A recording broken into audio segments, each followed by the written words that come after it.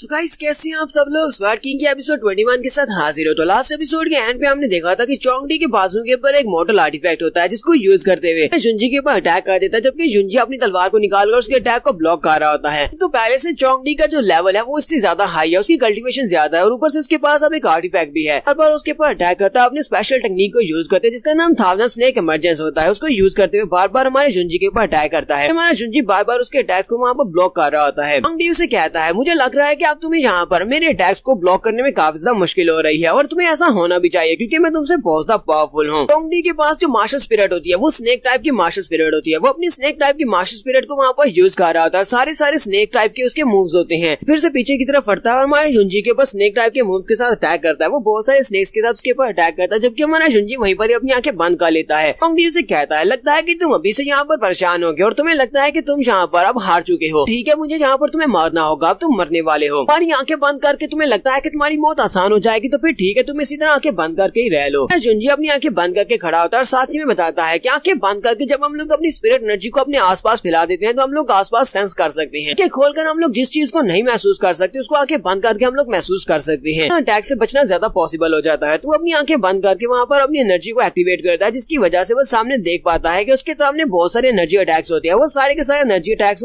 को अवॉइड करते हुए बड़ी स्पीड से अपनी तलवार लेकर आगे बढ़ता है और अपनी तलवार को सीधा जाकर चोंगडी की गर्दन के ऊपर रख देता है और चोंगडी की गर्दन के ऊपर एक छोटा सा कट लगता है जिससे चोंगडी भी बहुत सा घबरा जाता है, पीछे की तरफ हटता है और वहीं पर गिर जाता है। अपने गले की तरफ देख रहा होता है, उसके गले के ऊपर से ब्लड बह रहा होता है। वो कहता है ऐसा कैसे हो सकता है, तुमने मुझे कैसे हरा दिया। हारने के बाद चोंगडी उसे कहता है तुमने अभी अभी क्या किया, तुमने यहाँ पर चीटिंग की है। मैं इस बात को नहीं मानता, मैं इस राउंड को नहीं मानता, हम लोग एक नया राउंड खेलेंगे। जुंजी उसे कहता है अपनी बकवास बंद करो, मैंने तुम्हें यहाँ पर हरा दिया है। अगर यहाँ पर कोई सेकंड राउंड होता भी है तो फिर ठीक है, मेरे अटैक करने की बारी होगी। और अपनी तलवार उसने कंधे पे रखी होती है। ये देखकर वो बहुत ज्यादा हैरान हो जाता है, कहता है तुम्हारी स्वर्ड ऐसा कैसे हो सकता है। तुम्हारे पास जो स्वर्ड है ये तो एक लॉ आर्टिफैक्ट है और तुम्हारे जैसे लोगों के पास हमारे पास इतनी क्वालिफिकेशंस नहीं है एक लॉ आर्टिफैक्ट को यूज कर सको। जुंजी से कहता है क्या तुमने अभी अभी इसको नोटिस किया है। जुंजी से कहता है तुमने कहा कि मैं इस तरह के एक लॉ आर्टिफैक्ट को यूज करने के लायक नहीं हूँ, तो क्यों ना यहाँ पर मैं तुम्हें इसको यूज करके दिखाऊं कि मैं इसको यूज करने के लायक हूँ या नहीं। चोंगडी फिर से अपनी पावर्स को रिलीज करता है और उसे कहता है कमीने कहेंगे तुम्हें इतनी जल्दी खुशी मनाने की जरूरत नहीं है। और वो फिर से उसके ऊपर अटैक करने के लिए आगे बढ़ता है, जबकि हमारे जुंजी की स्पीड उससे ज्यादा होती है। वो आगे बढ़ते हुए उसके ऊपर अटैक करता है। वो उसके दोनों मोटल आर्टिफैक्ट्स के ऊपर अटैक करके आगे गुजर जाता है। उसके बाजू के ऊपर जो दो आर्टिफैक्ट लगे होते हैं वो दोनों ही टूट जाते हैं। वो बहुत ज्यादा हैरान होता है और कहता है तुमने ऐसा कैसे किया, तुमने मेरे दोनों आर्टिफैक्ट्स को बेकार कर दिया। जुंजी उसे कहता है तो अब तुम्हें क्या लगता है कि मैं एक लॉ आर्टिफैक्ट को यूज करने के लिए क्वालिफाइड हूँ या नहीं। चोंगडी वहीं पर खड़े खड़े फिर से अपनी पावर्स को रिलीज करता है और उसे कहता है तुम्हें क्या लगता है कि तुमने मेरे आर्टिफैक्ट्स को तोड़ दिया है, तो मैं यहाँ पर तुम्हें हरा नहीं सकता, मैं अभी भी तुम्हें हरा सकता हूँ। अपनी पावर्स को रिलीज करने के बाद अपनी पावर के साथ फिर से उसके ऊपर अटैक करता है। मास्टर चू भी ये सब कुछ देखने के बाद काफी ज्यादा हैरान होते हैं और कहते हैं पता नहीं ये लड़का कौन से सेंट है जो कि यहाँ पर इंसानी फॉर्म में आ चुका है, यहाँ पर अपने से हायर लेवल के बंदे के साथ बड़ी आसानी से फाइट कर रहा है। इसने अपने ओपोनेंट्स के सारे मूव्स को बेकार कर दिया और साथ ही इसे पता है कि वो कब उसके ऊपर कहाँ पर अटैक करने वाला है। इसके सारे अटैक्स को अवॉइड भी कर रहा है। मुझे लगता है कि इसे फिर से यहाँ पर सिर्फ और सिर्फ एक ही मूव की जरूरत पड़ेगी अपने दुश्मन को डिस्ट्रॉय करने के लिए। चोंगडी भी उसके ऊपर बहुत सारे अटैक करने के बाद उसे कहता है मुझे लगता है कि अब तुम मेरे इतने सारे अटैक्स को ब्लॉक नहीं कर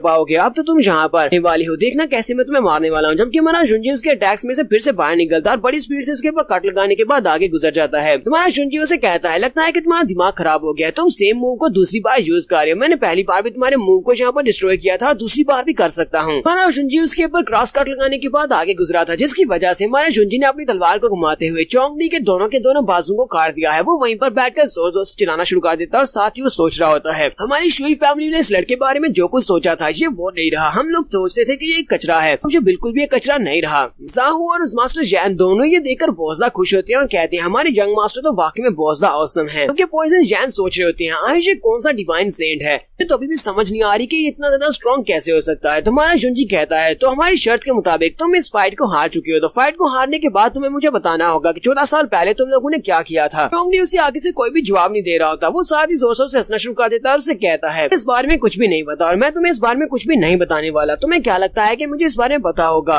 चिल्लाकर उसे कहता है अपनी बकवास बंद करो, तुम यहाँ पर इस शर्त लगाने के बाद तुम हार चुके हो और हारने के बाद तुम्हें यहाँ पर इस बात को ऑनर देनी चाहिए। जल्दी से हमें बताना होगा कि क्या हुआ था। पॉइजन जैन बड़ी स्पीड से आगे बढ़ते हैं और उसके ऊपर अटैक करते हैं, उसे पीछे की तरफ गिरा देते हैं और कहते हैं लेकिन साथ बात करने की जरूरत ही क्या है, अगर ये हमें कुछ भी नहीं बताने वाला तो इसको अभी मार देते हैं। तो चोंगडी पॉइजन जैन से कहता है अगर तुम्हें लगता है कि तुम मुझे मार सकते हो तो फिर मुझे मार कर दिखाओ। पॉइजन जैन उसे कहते हैं क्या तुम यहाँ पर मुझे चैलेंज कर रहे हो, मुझे बहुत ज्यादा खुशी खुशी होगी तुम्हें मारकर। तो पॉइजन चैन आगे बढ़कर उसको मारने लगते हैं। जुनजी उसे वहीं पर रोक देता और कहता है जरा रुको, मुझे कुछ करने दो। बर्दार से कहता है तुम्हें मारना ये बहुत ज्यादा सिंपल मौत होगी, तो मैं तुम्हें यहाँ पर एक सिंपल मौत तो बिल्कुल भी नहीं देने वाला हूँ। अपने हाथ में अपनी एनर्जी को रिलीज करता है और उसकी बॉडी के ऊपर जाकर टच करता है। जैसे वो उसकी बॉडी पर टच करता है वो उसे कहता है तुम मेरे साथ क्या कर रहे हो, तुम क्या कर रहे हो मुझे बताओ। वक्त वो जोर जोर से चिल्लाना शुरू कर देता है। चिल्लाकर उसे कहता है तुमने मेरे साथ क्या किया है। हमारा जुनजी उसे कहता है क्या तुम्हें पता है कि जब एक इंसान स्पिरिट गैदरिंग राम में थ्रू कंप्लीट करता है तो उसकी बॉडी के अंदर से एक स्पिरिट सी बनता है। मैंने यहाँ पर एक स्पेशल टेक्निक को यूज करते हुए तुम्हारी बॉडी के अंदर जो स्पिरिट सी था उसके फ्लो को रिवर्स कर दिया है। बताया कि उसके फ्लो को अगर रिवर्स कर दिया जाए तो इंसान पूरी जिंदगी दर्द के मारे चिल्लाता रहता है, उसे मौत भी नहीं आती ताकि वो खुदकुशी नहीं कर लेता। इसका पेन इतना ज्यादा तो नहीं होता है कि तुम्हारी मौत हो जाए, लेकिन इसका पेन इतना ज्यादा होता है कि तुम्हें एक जगह के ऊपर टिककर बैठने नहीं देगा और तुम्हें हर वक्त ये महसूस होता रहेगा कि चू फैमिली के पैट्रियार्च ने तुम्हें ये दर्द दिया था। चलो आप जल्दी से मुझे बताओ। तो मुझे बता देते हो कि 14 साल पहले क्या हुआ था, तो फिर मैं तुम्हारी बॉडी के अंदर दोबारा से इसको सही कर दूंगा। लेकिन अगर तुम नहीं बताते तुम बाकी की सारी जिंदगी इसी दर्द में गुजारने वाले हो। चोंगडी उसे कहता अच्छा अच्छा ठीक है, इस सब को ठीक करो, मैं तुम्हें बताने को तैयार हूँ। मैं तुम्हें बताऊंगा कि 14 साल पहले क्या हुआ था। हमारा जुनजी आगे बढ़ता है, उसकी बॉडी के ऊपर फिर से अपनी एनर्जी को एक्टिवेट करते हुए उसके स्पिरिट सी को फिर से ठीक कर देता है। उसे कहता है चलो अब जल्दी से बताओ कि 14 साल पहले क्या हुआ था। लेकिन उससे पहले वो जाहू से कहता है जाहू जाओ इसके लिए पानी लेकर आओ, इसको पानी पिलाओ। तो वो उसको पानी पिलाते हैं। पानी पीने के बाद वो कहता है हाँ ये बात वाकई में सच है कि आज से 14 साल पहले जो असैसिनेशन हुई थी तुम्हारी चू फैमिली के ऊपर वो सारी हमने की थी। हमारी शुई फैमिली के साथ साथ जुनमेंग मार्शल हाउस वाले भी सब में शामिल थे। हम सभी लोगों ने मिलकर तुम्हारे चू फैमिली के लोगों को मारा था। आज से 14 साल पहले जुनमेंग मार्शल हाउस के लोग हमारे फैमिली में आए थे और हमारे पास आकर उन्होंने हमारे बहुत सारी ऑफर्स दी थी। उन्होंने हमारे सामने बहुत सारी हाई प्राइस रखी जिसकी वजह से हम लोग उनका साथ देने के लिए मान गए।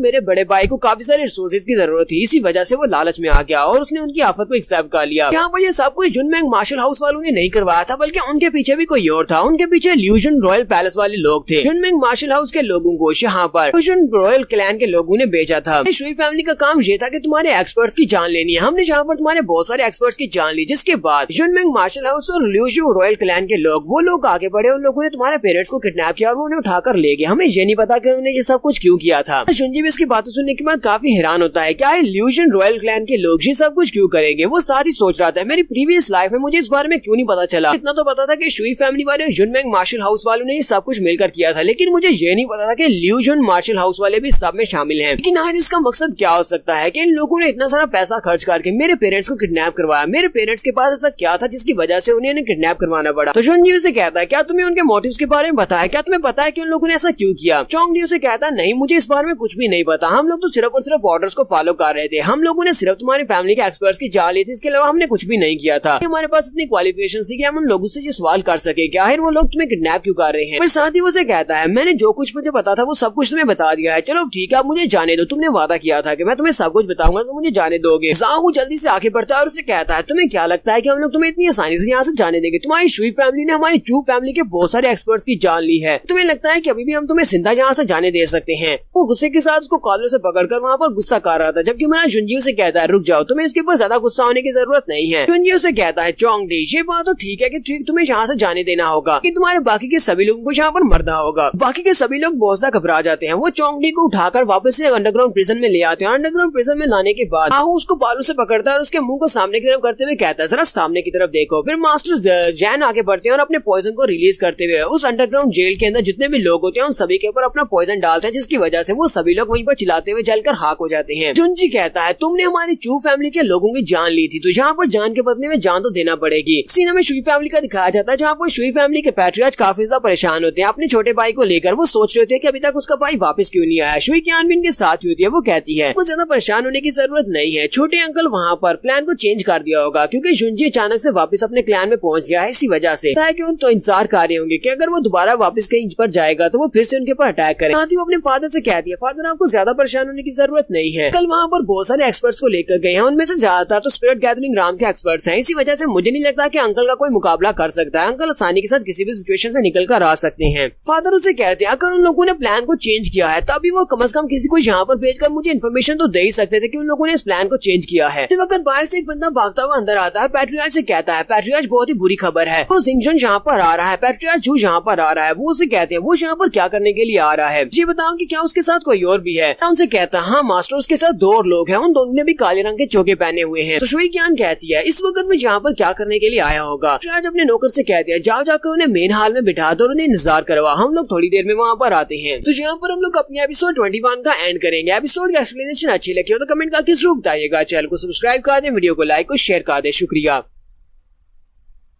तो गाइस कैसे हैं आप सब लोग? स्वर्ड किंग के एपिसोड 22 के साथ हाजिर हो। तो लास्ट एपिसोड के एंड पे हमने देखा था हमारा शुंजी अपने साथ 2 चोगे वाले लोगों को लेकर शुई फैमिली में पहुंच जाता है। तो शुई फैमिली के पैट्रियार्च अपने नौकर से कहते हैं हमसे जाकर मेन हॉल में इंतजार करवाओ, हम लोग वहीं पर आते हैं। थोड़ी देर के बाद ये सभी लोग वहाँ पर पहुंच जाते हैं। शुई फैमिली के एल्डर साथ में उनकी बेटी शुई कियान होती है। लोग वहाँ पर पहुंचते हैं और उसे कहते हैं मैं भी किसी टेम्पल में तभी तक नहीं जाता जब तक कि उसने कोई गुनाह न किया हो। मुझे तुम ये बताओ कि तुम मेरी शुई फैमिली में क्या करने के लिए आए हो? लगता है कि तुम माफी मांगने के लिए आए हो। शुंजी उसे कहता है शुई फैमिली के पैट्रियार्च या फिर मैं तुम्हें अंकल कहूँ। अंकल आपको पता है कि पिछले 1 साल से मैं चू फैमिली का नया पैट्रियार्च बन चुका हूँ। मेरे चू फैमिली के पैट्रियार्च बनने पर बहुत सारी फैमिली के लोग ऐसे थे जो कि मुझे कंग्रेट्स बोलने के लिए आए थे, मुझे बधाई देने के लिए आए थे, लेकिन आप मुझे बधाई देने के लिए क्यों नहीं आए? अंकल आप तो मेरे बहुत ज्यादा करीब है, फिर आप क्यों नहीं आ सके? तो वहाँ पर खांसना शुरू कर देते हैं। उनसे कहते हैं भतीजे मेरी तबीयत बिल्कुल भी ठीक नहीं है, इसी वजह से मैं तुम्हें बधाई देने के लिए नहीं आ सका। इसी वजह से फैमिली के बाहर के जितने काम है वो सारे मैं खुद से नहीं कर रहा। हमारा शुंजी उसे कहता अंकल शुई अच्छा तो ये बात है, तो आपको बिल्कुल परेशान होने की जरूरत नहीं है। मैं यहाँ पर तो बिल्कुल मुश्किल क्रिएट करने के लिए नहीं आया। इस बार मैं यहाँ पर कोई मुश्किल क्रिएट नहीं करूंगा। मैं तो यहाँ पर आपको एक गिफ्ट देने के लिए आया हूँ। और साथ ही वो चुटकी बजाते हैं और पॉइजन जैन उस दूसरे चौके वाले बंदे को आगे करते हैं। पैट्रियार्च शुई और उनकी फैमिली के बाकी के सभी लोग इसी तरफ देख रहे होते हैं और कहते हैं कि ये यहाँ पर कौन सा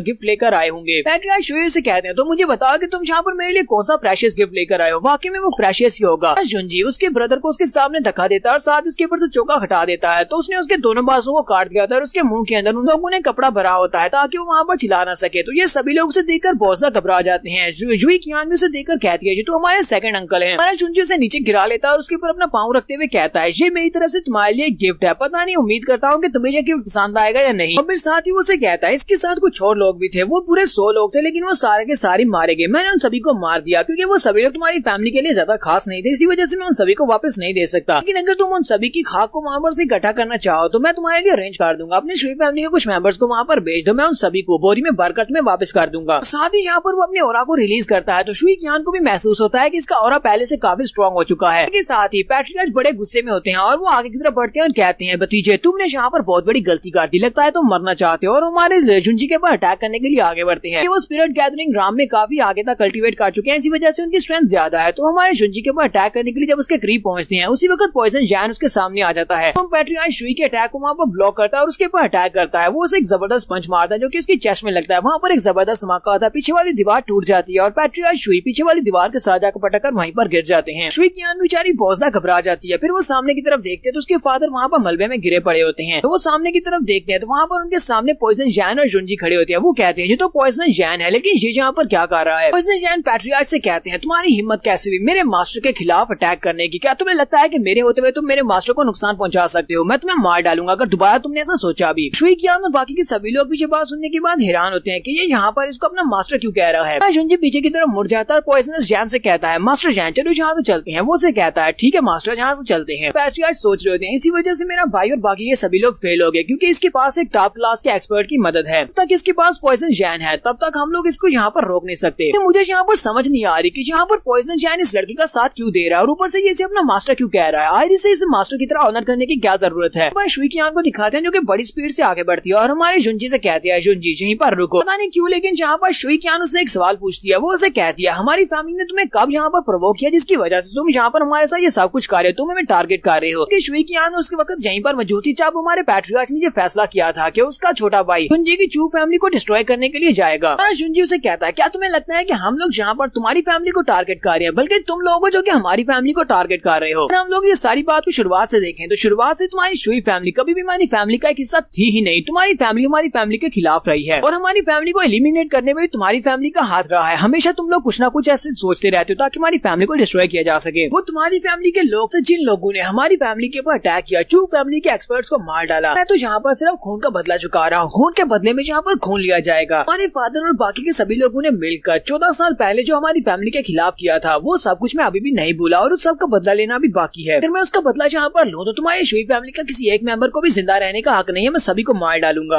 कियान उसकी बात सुनने के बाद कहती है, तुम क्या बकवास कर रहे हो, 14 साल पहले क्या हुआ था, मुझे इस बारे में कुछ भी नहीं पता। जुनजिन से कहता है, लगता है कि तुम्हारे बाप ने तुम्हें कुछ भी नहीं बताया। शुई फैमिली की यंग मिस होने के नाते तुम्हें ये सब कुछ पता होना चाहिए था, लेकिन तुम्हें अपने बाप से पूछना होगा, शायद वो तुम्हें कभी इस बारे में बता दे। साथ ही वो कहता है, सिर्फ 1 महीना रह गया है, 1 महीने के बाद कंपटीशन स्टार्ट होने वाला है, जिसमें 5 बड़े हाउसेस डिसाइपल्स को चूज करेंगे। याद होगा कि मैंने तुम्हारे साथ एक शर्त लगाई थी, मैंने तुम्हें कहा था कि 1 साल बाद मैं कंपटीशन में तुम्हें हरा दूंगा। सिर्फ 1 महीना रह गया है, मैं तुम्हें कंपटीशन वाले दिन ही मिलूंगा। शुई कियान में चिल्लाकर उसे कहती है, कौन तुमसे डरता है, ठीक है हम लोग उसी दिन मिलेंगे। साथ ही शुई कियान सोच रही होती है, एक बार जब हम लोग वहाँ पर इस कंपटीशन में पहुंच गए और इसका सामना मुझसे हो गया तो मैं इसको मार डालूंगी, वहीं पर ये सब कुछ खत्म होगा। शुनजी अपने मास्टर जैन के साथ वहाँ से वापस की तरफ आ रहा था, तो ये लोग चलते हुए आ रहे होते हैं। मास्टर जैन उसे कहता है, मास्टर तुमने ऐसा क्यों किया? वो उसे कहता है, मुझे पता है कि तुम मुझसे क्या पूछना चाहते हो, मैंने एक बहुत ही अच्छी अपॉर्चुनिटी को मिस कर दिया, मैं उसे वहाँ पर मार सकता था, शुई फैमिली के सभी लोगों को मार सकता था। मास्टर जैन उसे कहते हैं, हाँ मास्टर मैं भी बिल्कुल यही कहने वाला हूँ। इस वक्त शुई फैमिली का सेकंड ब्रदर, उसकी हालत खराब है और उनके 100 एक्सपर्ट्स को हम लोग ने पहले ही मार दिया है, बस बहुत ही कम लोग बचे हैं और ऊपर से उनका मोरल भी बहुत ज्यादा डाउन है। अगर हम लोग अभी उनके ऊपर अटैक करते हैं तो हम सभी लोगों को एलिमिनेट कर सकते हैं, यहीं पर उन सभी को एंड कर सकते हैं। तो हमारे शुनजी से कहता है, तुम्हें ये सब कुछ नहीं भूलना चाहिए कि शुई फैमिली के साथ युनमेंग मार्शल हाउस जुड़ा हुआ है, लोग इनको बैक सपोर्ट दे रहे हैं। अगर हम लोग यहाँ पर सिर्फ और सिर्फ सेकंड एल्डर को मारते हैं तब युनमेंग मार्शल हाउस इस सब में इन्वॉल्व नहीं होगा, लेकिन अगर हम लोग पूरी की पूरी शुई फैमिली को डिस्ट्रॉय कर देते हैं फिर यहाँ पर युनमेंग मार्शल हाउस को इन्वॉल्व होना पड़ेगा। मैं नहीं चाहता कि मैं यहाँ पर युनमेंग मार्शल हाउस की रैत को दावत दूं, क्योंकि वो लोग बहुत ज्यादा स्ट्रॉन्ग है, उनके पास बहुत सारे एक्सपर्ट्स हैं।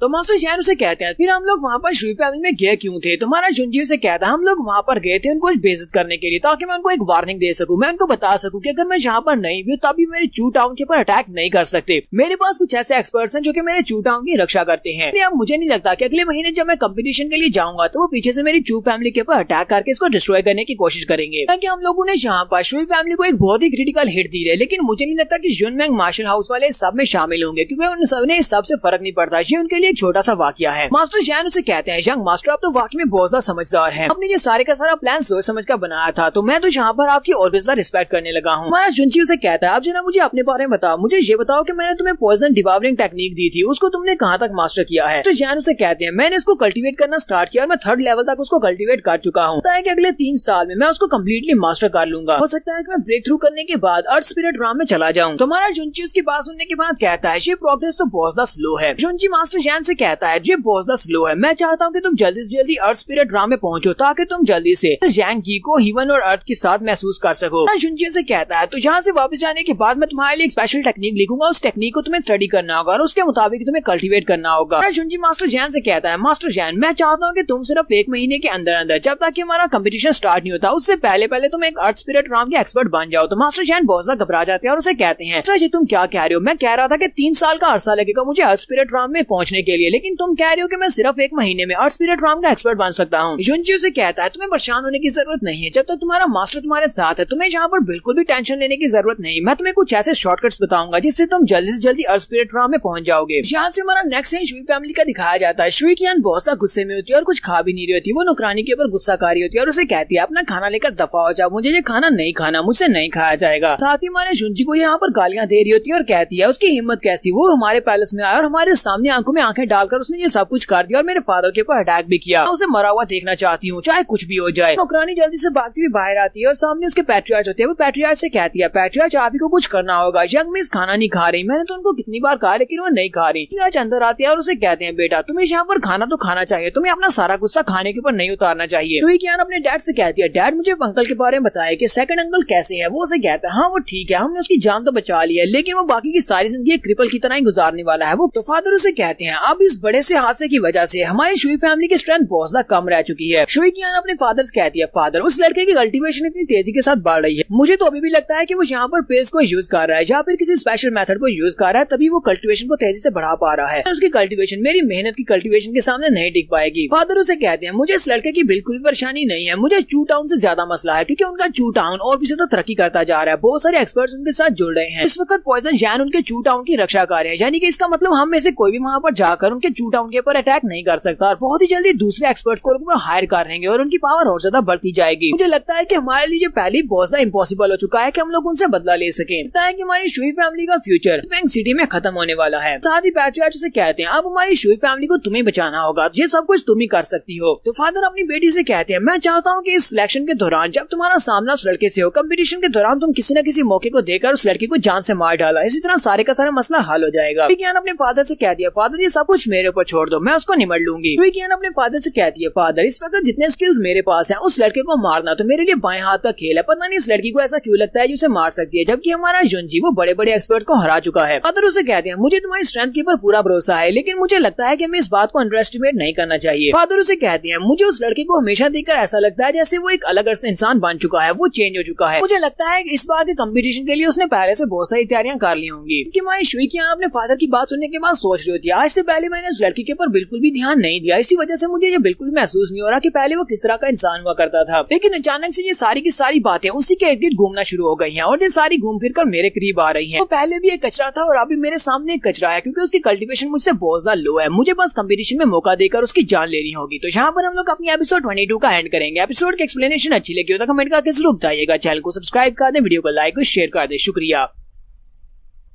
तो गाइस कैसे हैं आप सब लोग? स्वर्ड किंग के एपिसोड 23 के साथ हाजिर हूं। तो लास्ट एपिसोड के एंड पे हमने देखा था कि शुई कियान काफी ज्यादा गुस्सा आ रही होती है और अभी भी हमारे जुंजी के बारे में सोच रही होती है कैसे वो उसको मारेगी और कैसे अपनी फैमिली का बदला ले सकती है। यहीं पर सोचते सोचते उसे याद आता है कि उस जुंजी ने यहाँ पर 14 साल पहले की एक बात का जिक्र किया था। वो अपने फादर से कहती है, फादर उसने 14 साल पहले की एक बात का जिक्र किया था, इस बात का क्या मतलब है? 14 साल पहले क्या हुआ था? फादर उसे कहते हैं, तुम्हें उसकी सारी बकवास बातों के ऊपर ध्यान देने की जरूरत नहीं है। उसने जो कुछ भी कहा वो सिर्फ और सिर्फ यहाँ पर गुस्से में कहा, इस बात का कोई मतलब नहीं है कि 14 साल पहले क्या हुआ था। साथ ही फादर उसे कहते हैं, इस बार तुम्हारी सिलेक्शन की जो जगह है वो ब्लैक वाटर सिटी है। ब्लैक वाटर सिटी में हमारे काफी सारे लोग हैं, मैं वहाँ पर पहले से किसी को भेज देता हूँ। वहाँ पर एल्डर गू से इस बारे में बात कर लिया है, इसलिए तुम्हें वहाँ पर सिलेक्शन कंपटीशन के दौरान ज्यादा मुश्किल नहीं होगी, क्योंकि इस बार वो जुनमेंग मार्शल हाउस के रिप्रेजेंटेटिव एल्डर होने वाले हैं। मैं उनसे पहले ही बात कर लूंगा ताकि वो तुम्हारी मदद करें। तुम अपनी बेटी से कहते हैं, हमारी फैमिली के नाम के ऊपर जितने भी दाग लगे हैं वो सारे के सारे तुम्हें साफ करने होंगे। तो उसकी बेटी उसे कहती है, फादर आपको बिल्कुल परेशान होने की जरूरत नहीं है, मैं यहाँ पर किसी को भी नीचे नहीं झुकने दूंगी, स्पेशली हमारी शुई फैमिली को। तो नेक्स्ट सीन हमें 100 ट्रेजर पवेलियन का दिखाया जाता है। हमारा जुंजी 100 ट्रेजर पवेलियन में जाता है, तो वहाँ पर जाने के बाद मास्टर जैन उसे कहते हैं, मास्टर आप यहाँ पर कौन सी जड़ी बूटियां लेने के लिए आए हैं? तो हमारा जुंजी से कहता है, मैं यहाँ पर स्पिरिट कोर्स लेने के लिए आया हूँ और वो बहुत ही स्पेशल स्पिरिट कोर्स होने वाली है। मास्टर जैन उसे कहते हैं, तो मास्टर आपने मुझे कह दिया होता, स्पिरिट कोर्स तो यहाँ पर आसानी से मिल जाएंगी, मैं आपके लिए स्पिरिट कोर्स लेकर वापस आ जाता, आपको पर्सनली यहाँ पर आने की क्या जरूरत है? हमारा जुंजी उसे कहता है, नहीं मुझे यहाँ पर सबसे बेस्ट स्पिरिट कोर्स चाहिए, मुझे एक ऐसे बीस्ट की स्पिरिट कोर्स चाहिए जो कि 9th लेवल पर हो, मुझे 9th लेवल के स्पिरिट बीस्ट की 9 स्पिरिट कोर्स चाहिए। तो मास्टर जैन उसे कहते हैं, लेकिन हमारा सिटी तो बहुत ज्यादा छोटा है, हमारे सिटी में आपको 9th लेवल के बीस्ट की कोर्स कहाँ से मिलेंगी? जुंजी कहता है, मेरे पास अपने प्लान्स हैं, कि वहाँ पर जो लोग होते हैं वो उसे रिस्पेक्ट दे रहे होते हैं। वहीं पर मैनेजर किनशान भी निकल आते हैं और उसे कहते हैं, पैट्रियार्च चू, ये तो एक बहुत ही बड़ा सरप्राइज है, आप यहाँ पर क्या करने के लिए आए हैं? मैनेजर किनशान उसे कहते हैं, वैसे भी मैं यहाँ पर आपके रेजिडेंस पर जाने वाला था आपको इन्वाइट करने के लिए, ये तो अच्छी बात है कि आप खुद ही यहाँ पर चले आए हैं। ये उसे कहता है, क्यों तुम मेरे रेजिडेंस पर क्यों जाने वाले थे मुझे इन्वाइट करने के लिए? तो मैनेजर किनशान उसे कहते हैं, नहीं ये मैं नहीं, लेकिन सिटी लॉर्ड इस बार तुम्हें ढूंढ रहे हैं, सिटी लॉर्ड मिस यूजैन के साथ इस वक्त अंदर है और वो तुम्हें वहाँ पर इनवाइट कर रहे हैं। हमारा जुंजी उसके साथ अंदर जाता है जहाँ पर सिटी लॉर्ड पहले से मौजूद होते हैं, मिस यूजैन भी वहीं पर ही होती है। हमारा जुंजी से कहता है, सिटी लॉर्ड ये क्या, तुम तो मेरे साथ बहुत ही इज्जत से बात कर रहे हो, तो सिटी लॉर्ड तुम्हें मेरे साथ इस तरह बात नहीं करनी चाहिए, मुझे पता चला है कि तुम दोनों यहाँ पर मुझे ही ढूंढ रहे थे, तुम्हें मुझसे क्या चाहिए जिसकी वजह से तुम लोग यहाँ पर मुझे ढूंढ रहे हो? तो सिटी लॉर्ड से कहते हैं, लास्ट टाइम मैंने तुम्हें ऑफेंड किया था, इसी वजह से अब मैं यहाँ पर अपनी इस गलती को सुधारने के लिए आया हूँ, मैं तुम्हारे से काफी सारे स्पेशल गिफ्ट भी लेकर आया। जुंजी से कहता है, मैंने आपसे कहा ना कि मैं सबको पहले भूल चुका हूँ, लास्ट टाइम मैंने आपको बोला था कि इस बात से ज्यादा फर्क नहीं पड़ता, क्योंकि आप सिटी लॉर्ड है तो आप मेरे साथ इस तरह बात कर सकते हैं, आपको दोबारा इस तरह बात करने की जरूरत नहीं है। तो सिटी लॉर्ड अपने पास से गिफ्ट निकालते हैं और उसे कहते हैं, प्लीज मेरे इन गिफ्ट को एक्सेप्ट कर लो, मैं तुम्हारे लिए कुछ गिफ्ट लेकर आया हूँ। अपने पास एक स्पेशल स्टोन निकालकर उसके सामने करते हुए कहते हैं, ये एक स्पेशल स्टोन है जो कि मेरे दिल और दिमाग को शांत करने के लिए होता है, इससे मुझे बहुत ज्यादा सुकून मिलता है, मैं चाहता हूँ कि तुम इसे अपने पास रखो जो तुम्हें भी सुकून देगा। उम्मीद करता हूँ कि तुम्हें मेरा ये वाला गिफ्ट काफी ज्यादा पसंद आएगा। जुंजी से कहता है, अच्छा ठीक है मैं इस गिफ्ट को रख लेता हूँ। फिर साथ ही वो अपने पास एक रोब निकालते हैं और उसे कहते हैं, ये एक स्पेशल आर्मर है जिसे रीइंफोर्स किया गया है स्पेशली हमारे लिए, इसे मैंने तुम्हारे लिए बनवाया है, ये बाहर से बहुत ज्यादा नर्म है लेकिन अंदर से बहुत ज्यादा हार्ड है, अगर एक स्पिरिट गैदरिंग कल्टीवेटर भी तुम्हारे पास अटैक करेगा तभी तुम उसके पंच को ब्लॉक कर पाओगे। ये बताओ कि तुम्हें ये वाला आर्मर कैसा लगा? हमारा जुंजी की बात सुनने के बाद कहता है, ये दोनों गिफ्ट काफी ज्यादा अच्छे हैं, मुझे नहीं लगता कि तुम ये दोनों गिफ्ट यहाँ पर मुझे मुफ्त में देने वाले हो, तो मुझे बताओ कि तुम्हें इनके बदले में मुझसे क्या चाहिए? मिस यूजैन से कहती है, हाँ ये बात तो सच है कि हमें इसके बदले में तुमसे कुछ चाहिए, हम लोग यहाँ पर तुमसे एक रिक्वेस्ट करना चाहते हैं। मिस यूजैन से कहती है, आज से कुछ साल पहले हमारे सिटी लॉर्ड अर्थ स्पिरिट राम में ब्रेक थ्रू करने के बहुत ज्यादा करीब थे, लेकिन ब्रेक थ्रू करने के टाइम पर इनसे गलती होगी जिसकी वजह से इवल जैंकी इनकी बॉडी के अंदर चली गई, जिसकी वजह से इनको एक हिडन इंजरी मिल गई। वो हिडन इंजरी इतनी पावरफुल थी कि उसके बाद से इतने सालों से ये लोग स्पिरिट गैदरिंग राम के 9th लेवल पर अटके हुए हैं और ये ब्रेक थ्रू नहीं कर पा रहे, ये अर्थ स्पिरिट राम में नहीं जा पा रहे। मिस यूजैन से कहती है, ये बहुत सारे फिजिशियंस को अपने आप को चेक करवा चुके हैं, बहुत सारे डॉक्टर्स इनका इलाज कर चुके हैं, लेकिन कोई भी इनकी बीमारी को ठीक नहीं कर पा रहा। इसी वजह से पिछले कई सालों से ये अर्थ स्पिरिट realm में नहीं जा पा रहे। लास्ट टाइम तुमने अपनी वाइफ के लिए मुझसे एक 100 जैंक पिल बनवाई थी। वो पिल बहुत ज्यादा स्पेशल थी। तुमने अपनी वाइफ की बॉडी के अंदर से उस की को सप्रेस करने के लिए उस पिल को यूज किया था। तो मुझे लगता है कि अगर हम लोग इस तरह की एक और पिल बनाकर पैट्रियार्च को दे देते हैं, पैट्रियार्च ने सिटी लॉर्ड को दे देते हैं, तो हम लोग इनकी बॉडी के अंदर उस इवल जैंक की को सप्रेस कर सकते हैं। इससे सिटी लॉर्ड आसानी के साथ लेवल अप कर पाएंगे। इसी वजह से हम लोग तुम्हें यहाँ पर बुला रहे थे। तुम्हारा जुंजीस की बात सुनने के बाद कहता है नहीं, मैं तुम्हें जैंक पिल नहीं दूंगा। साथ ही वो यहाँ पर इस बात को एक्सप्लेन करता है। वो उसे कहता है हालांकि दोनों की सिचुएशन एक जैसी है, इन दोनों की सिचुएशन एक जैसी बिल्कुल भी नहीं है, क्योंकि उसकी बॉडी के अंदर फ्रोस्ट की थी। तो जैंक पिल को यूज करते हुए फ्रोस्ट की को सप्रेस किया जा सकता है, लेकिन इनकी बॉडी के अंदर इवल जैंक की है। हम लोग 100 जैंक पिल को यूज करते हुए इसकी बॉडी के अंदर इवल जैंक की को प्रेस करने की कोशिश करेंगे।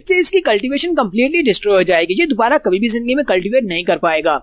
तो सिटी लॉर्ड वहाँ पर रोना शुरू कर देते हैं और कहते हैं तो इसका मतलब क्या है? क्या मुझे अपनी किस्मत को मान लेना चाहिए कि मैं कभी भी आगे कल्टीवेट नहीं कर पाऊंगा? जुंजी कहता है लेकिन ये कम्प्लीटली होपलेस नहीं है, मैं यहाँ पर तुम्हारी हेल्प तो कर ही सकता हूँ। बोसदा खुश जाते हैं और कहते हैं तो बताओ कैसे तुम मेरी हेल्प कर सकते हो? जुंजी कहता है तुम यहाँ पर अर्थ स्पिरिट realm में कदम रख लेते हो, यानी तुम ब्रेक थ्रू कम्प्लीट कर लेते हो, तो तुम्हारी वो इंजरी भी हील हो जाएगी और इसके साथ साथ तुम्हारी बॉडी के अंदर जो इवल जैंक की है वो भी खत्म हो जाएगी। सिटी लॉर्ड उसकी बात सुनने के बाद कहते हैं तुम्हारा आइडिया काफी ज्यादा अच्छा है, तुम तो वाकई में एक बहुत बड़े जीनियस हो। फिर साथ ही वो चिल्लाकर कहते हैं बकवास बंद करो, कई सालों से मैं यहाँ पर ब्रेक थ्रू ही तो नहीं कर पा रहा, तुम्हें यही तो बकवास कर रहा हूँ कि मैं ब्रेक थ्रू नहीं कर पा रहा, फिर तुम यहाँ पर मुझे यही मशवरा दे रहे हो कि मैं पहले ब्रेक थ्रू करूँ, ब्रेक थ्रू करने के बाद मेरी इंजरी अपने आप हील हो जाएगी। लगता है कि मैं कोई बेवकूफ हूँ, अगर मैं ब्रेक थ्रू कर पाता तो मैं कब का यहाँ पर ब्रेक थ्रू करके अर्थ स्पिरिट realm में चला गया होता। फिर साथ ही गुस्से के साथ चिल्लाकर उसे कहते हैं लड़के, मैंने यहाँ पर अपने सिटी लॉर्ड के स्टेटस को साइड पर रखते हुए तुम्हारे सामने अपना सर झुकाया और इतनी ज्यादा रिस्पेक्ट के साथ तुम्हारे साथ बात की ताकि तुम मेरी मदद कर सको, लेकिन तुम यहाँ पर सिर्फ और सिर्फ मुझे बेवकूफ बना रहे हो और मुझे यहाँ पर उल्टी सीधी बातें बता रहे हो। जूजान उसे खींच रही होती है कि इसके साथ गुस्सा मत करो, जबकि हमारा जुंजी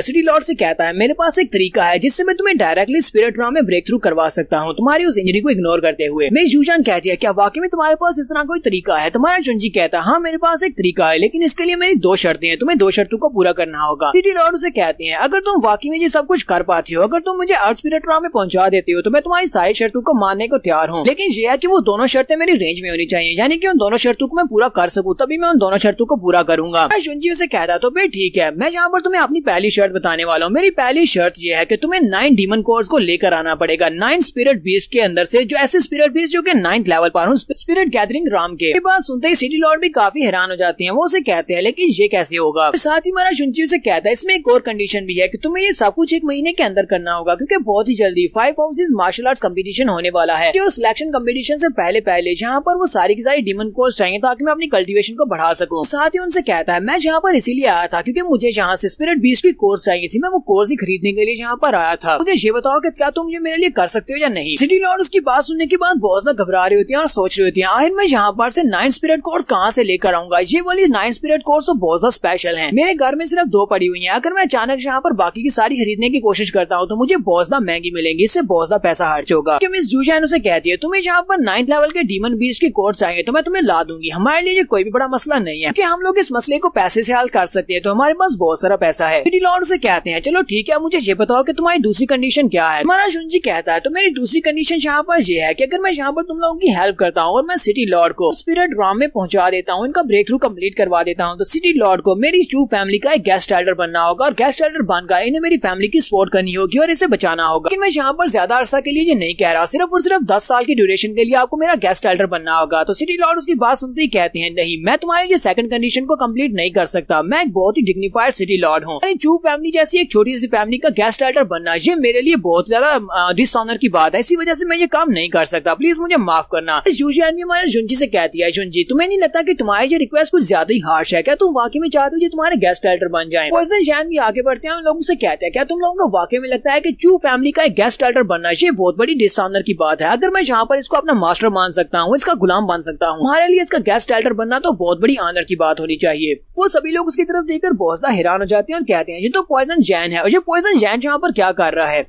साथ ही सिटी लॉर्ड बू से कहते हैं तुम्हारे चेहरे के ऊपर तो पॉइजन के बहुत सारे निशान थे, वो सारे निशान कहाँ पर चले गए? मुझे ये बताओ कि तुम इस लड़के के साथ यहाँ पर क्या कर रहे हो? लेकिन साथ ही वो देखकर काफी ज्यादा हैरान हो जाते हैं कि हमारे पॉइजन जैन जुंजी को वहाँ पर अपना मास्टर कह रही होती है। वो कहता है ऐसा कैसे हो सकता है, ये मास्टर कैसे हो सकता है? पॉइजन जैन तो एक एक्सपर्ट है जो कि इस वक्त स्पिरिट गैदरिंग realm के पीक पर है, फिर इसने जुंजी को अपना मास्टर कैसे मान लिया? पॉइजन जैन सिटी लॉर्ड को काफी लंबे अरसे से जानते हैं। वो आगे बढ़ते हैं और उसे कहते हैं तुम्हें पता है कि हम दोनों में एक लंबे अरसे से एक अच्छी दोस्ती है, मैं तुम्हें यहाँ पर एक बहुत ही अच्छा मशवरा दूंगा। मैं यहाँ पर तुम्हें यही मशवरा दूंगा कि तुम्हें जू फैमिली का गेस्ट राइटर बन जाना चाहिए। ये तुम्हारे लिए बहुत बड़ी ऑनर की बात है, ये तुम्हारे लिए एक बहुत बड़ी अपॉर्चुनिटी भी है। अगर तुम यहाँ पर मेरे मास्टर को फॉलो करोगे तो तुम्हें बता दूं कि तुम अर्थ स्पिरिट राम तो क्या, मुझे लगता है कि कुछ ही सालों में तुम ह्यूमन स्पिरिट राम में भी पहुंच सकते हो। ये बात सुनते ही सिटी लॉर्ड भी काफी हैरान हो जाती है और सोच रही होती है क्या वाकई में मैं ह्यूमन स्पिरिट राम में भी पहुंच सकता हूँ। मिस जूशान भी सोच रही होती है क्या वाकई में कोई ह्यूमन स्पिरिट राम में पहुंच सकता है, वो भी हमारे छोटे से शहर में। हमारा जुंजी कहता है जबकि सिटी लॉर्ड को ये शर्त मंजूर नहीं है तो फिर ठीक है, हमें यहाँ पर तुम लोगों से और कोई भी बात नहीं करनी। यहाँ से कहता है पॉइजन जाए, चलो यहाँ से चलते हैं। तब ये लोग यहाँ से जाने लगते हैं तो सिटी लॉर्ड उसकी बात मान जाते हैं और उसके साथ ही सब कुछ करने को तैयार हो जाते हैं। नेक्स्ट सीन में बाहर का दिखाया जाता है। जुंजी बाहर निकलता है तो मिस जूशान उसे कहती है मैं चाहती हूँ कि तुम भी यहीं पर हमारे 100 ट्रेजर पवेलियन में रहो। मैं तुम्हारे लिए यहाँ पर एक प्राइवेट रूम का बंदोबस्त कर दूंगी जहाँ पर तुम्हारी सिक्योरिटी को मद्देनजर रखा जाएगा, यहाँ पर कोई भी तुम्हें डिस्टर्ब नहीं करेगा। साथ ही सिटी लॉर्ड और साथ में पॉइजन जैन उन दोनों को भी उनके प्राइवेट रूम्स दिए जाएंगे जहाँ पर वो उन सारी स्पिरिट कोर्स को बॉडी में एब्जॉर्ब करके तुम्हारे तरीके के मुताबिक अपने आप को ब्रेक थ्रू करवा सकते हैं। जुंजी से कहता है तो फिर ठीक है, मैं चाहता हूँ कि तुम 2 रूम्स को तैयार करो, एक मेरे लिए और एक पॉइजन जैन के लिए। हम दोनों अपने अपने प्राइवेट रूम में बैठकर कल्टीवेट करेंगे। मिस जैन उसे कहती है बिल्कुल भी परेशान ना हो, मैं तुम्हारे लिए सबसे बेस्ट रूम को बुक करूंगी। जुंजी अपने रूम के अंदर चला जाता है, उसका अपना प्राइवेट रूम होता है, वहाँ पर उसके पास 6 डीमन स्पिरिट कोर्स होती है। वो कहता है मेरे पास 6 स्पिरिट कोर्स है, इस वक्त मैं स्पिरिट गैदरिंग ग्राम में भी नहीं हूँ, इसी वजह से अगर मैं यहाँ पर स्पेशल टेक्निक को यूज करता हूँ इन सारी की सारे कोर्स के अंदर इनकी स्पिरिट एनर्जी को एब्जॉर्ब करने की कोशिश करता हूँ तो ये बहुत ज्यादा खतरनाक हो सकता है। लेकिन मेरे पास और कोई भी रास्ता नहीं है, सिर्फ 1 महीने के बाद सिलेक्शन कॉम्पिटिशन स्टार्ट होने वाला है, मुझे जल्दी से जल्दी अपनी कल्टीवेशन को बढ़ाना है तो मुझे ये शॉर्टकट लेना पड़ेगा। तो जहाँ पर हम लोग अपनी एपिसोड 23 का एंड करेंगे। एपिसोड की एक्सप्लेनेशन अच्छी लगी हो तो कमेंट करके जरूर बताइएगा। चैनल को सब्सक्राइब कर दें, वीडियो को लाइक और शेयर कर दें। शुक्रिया।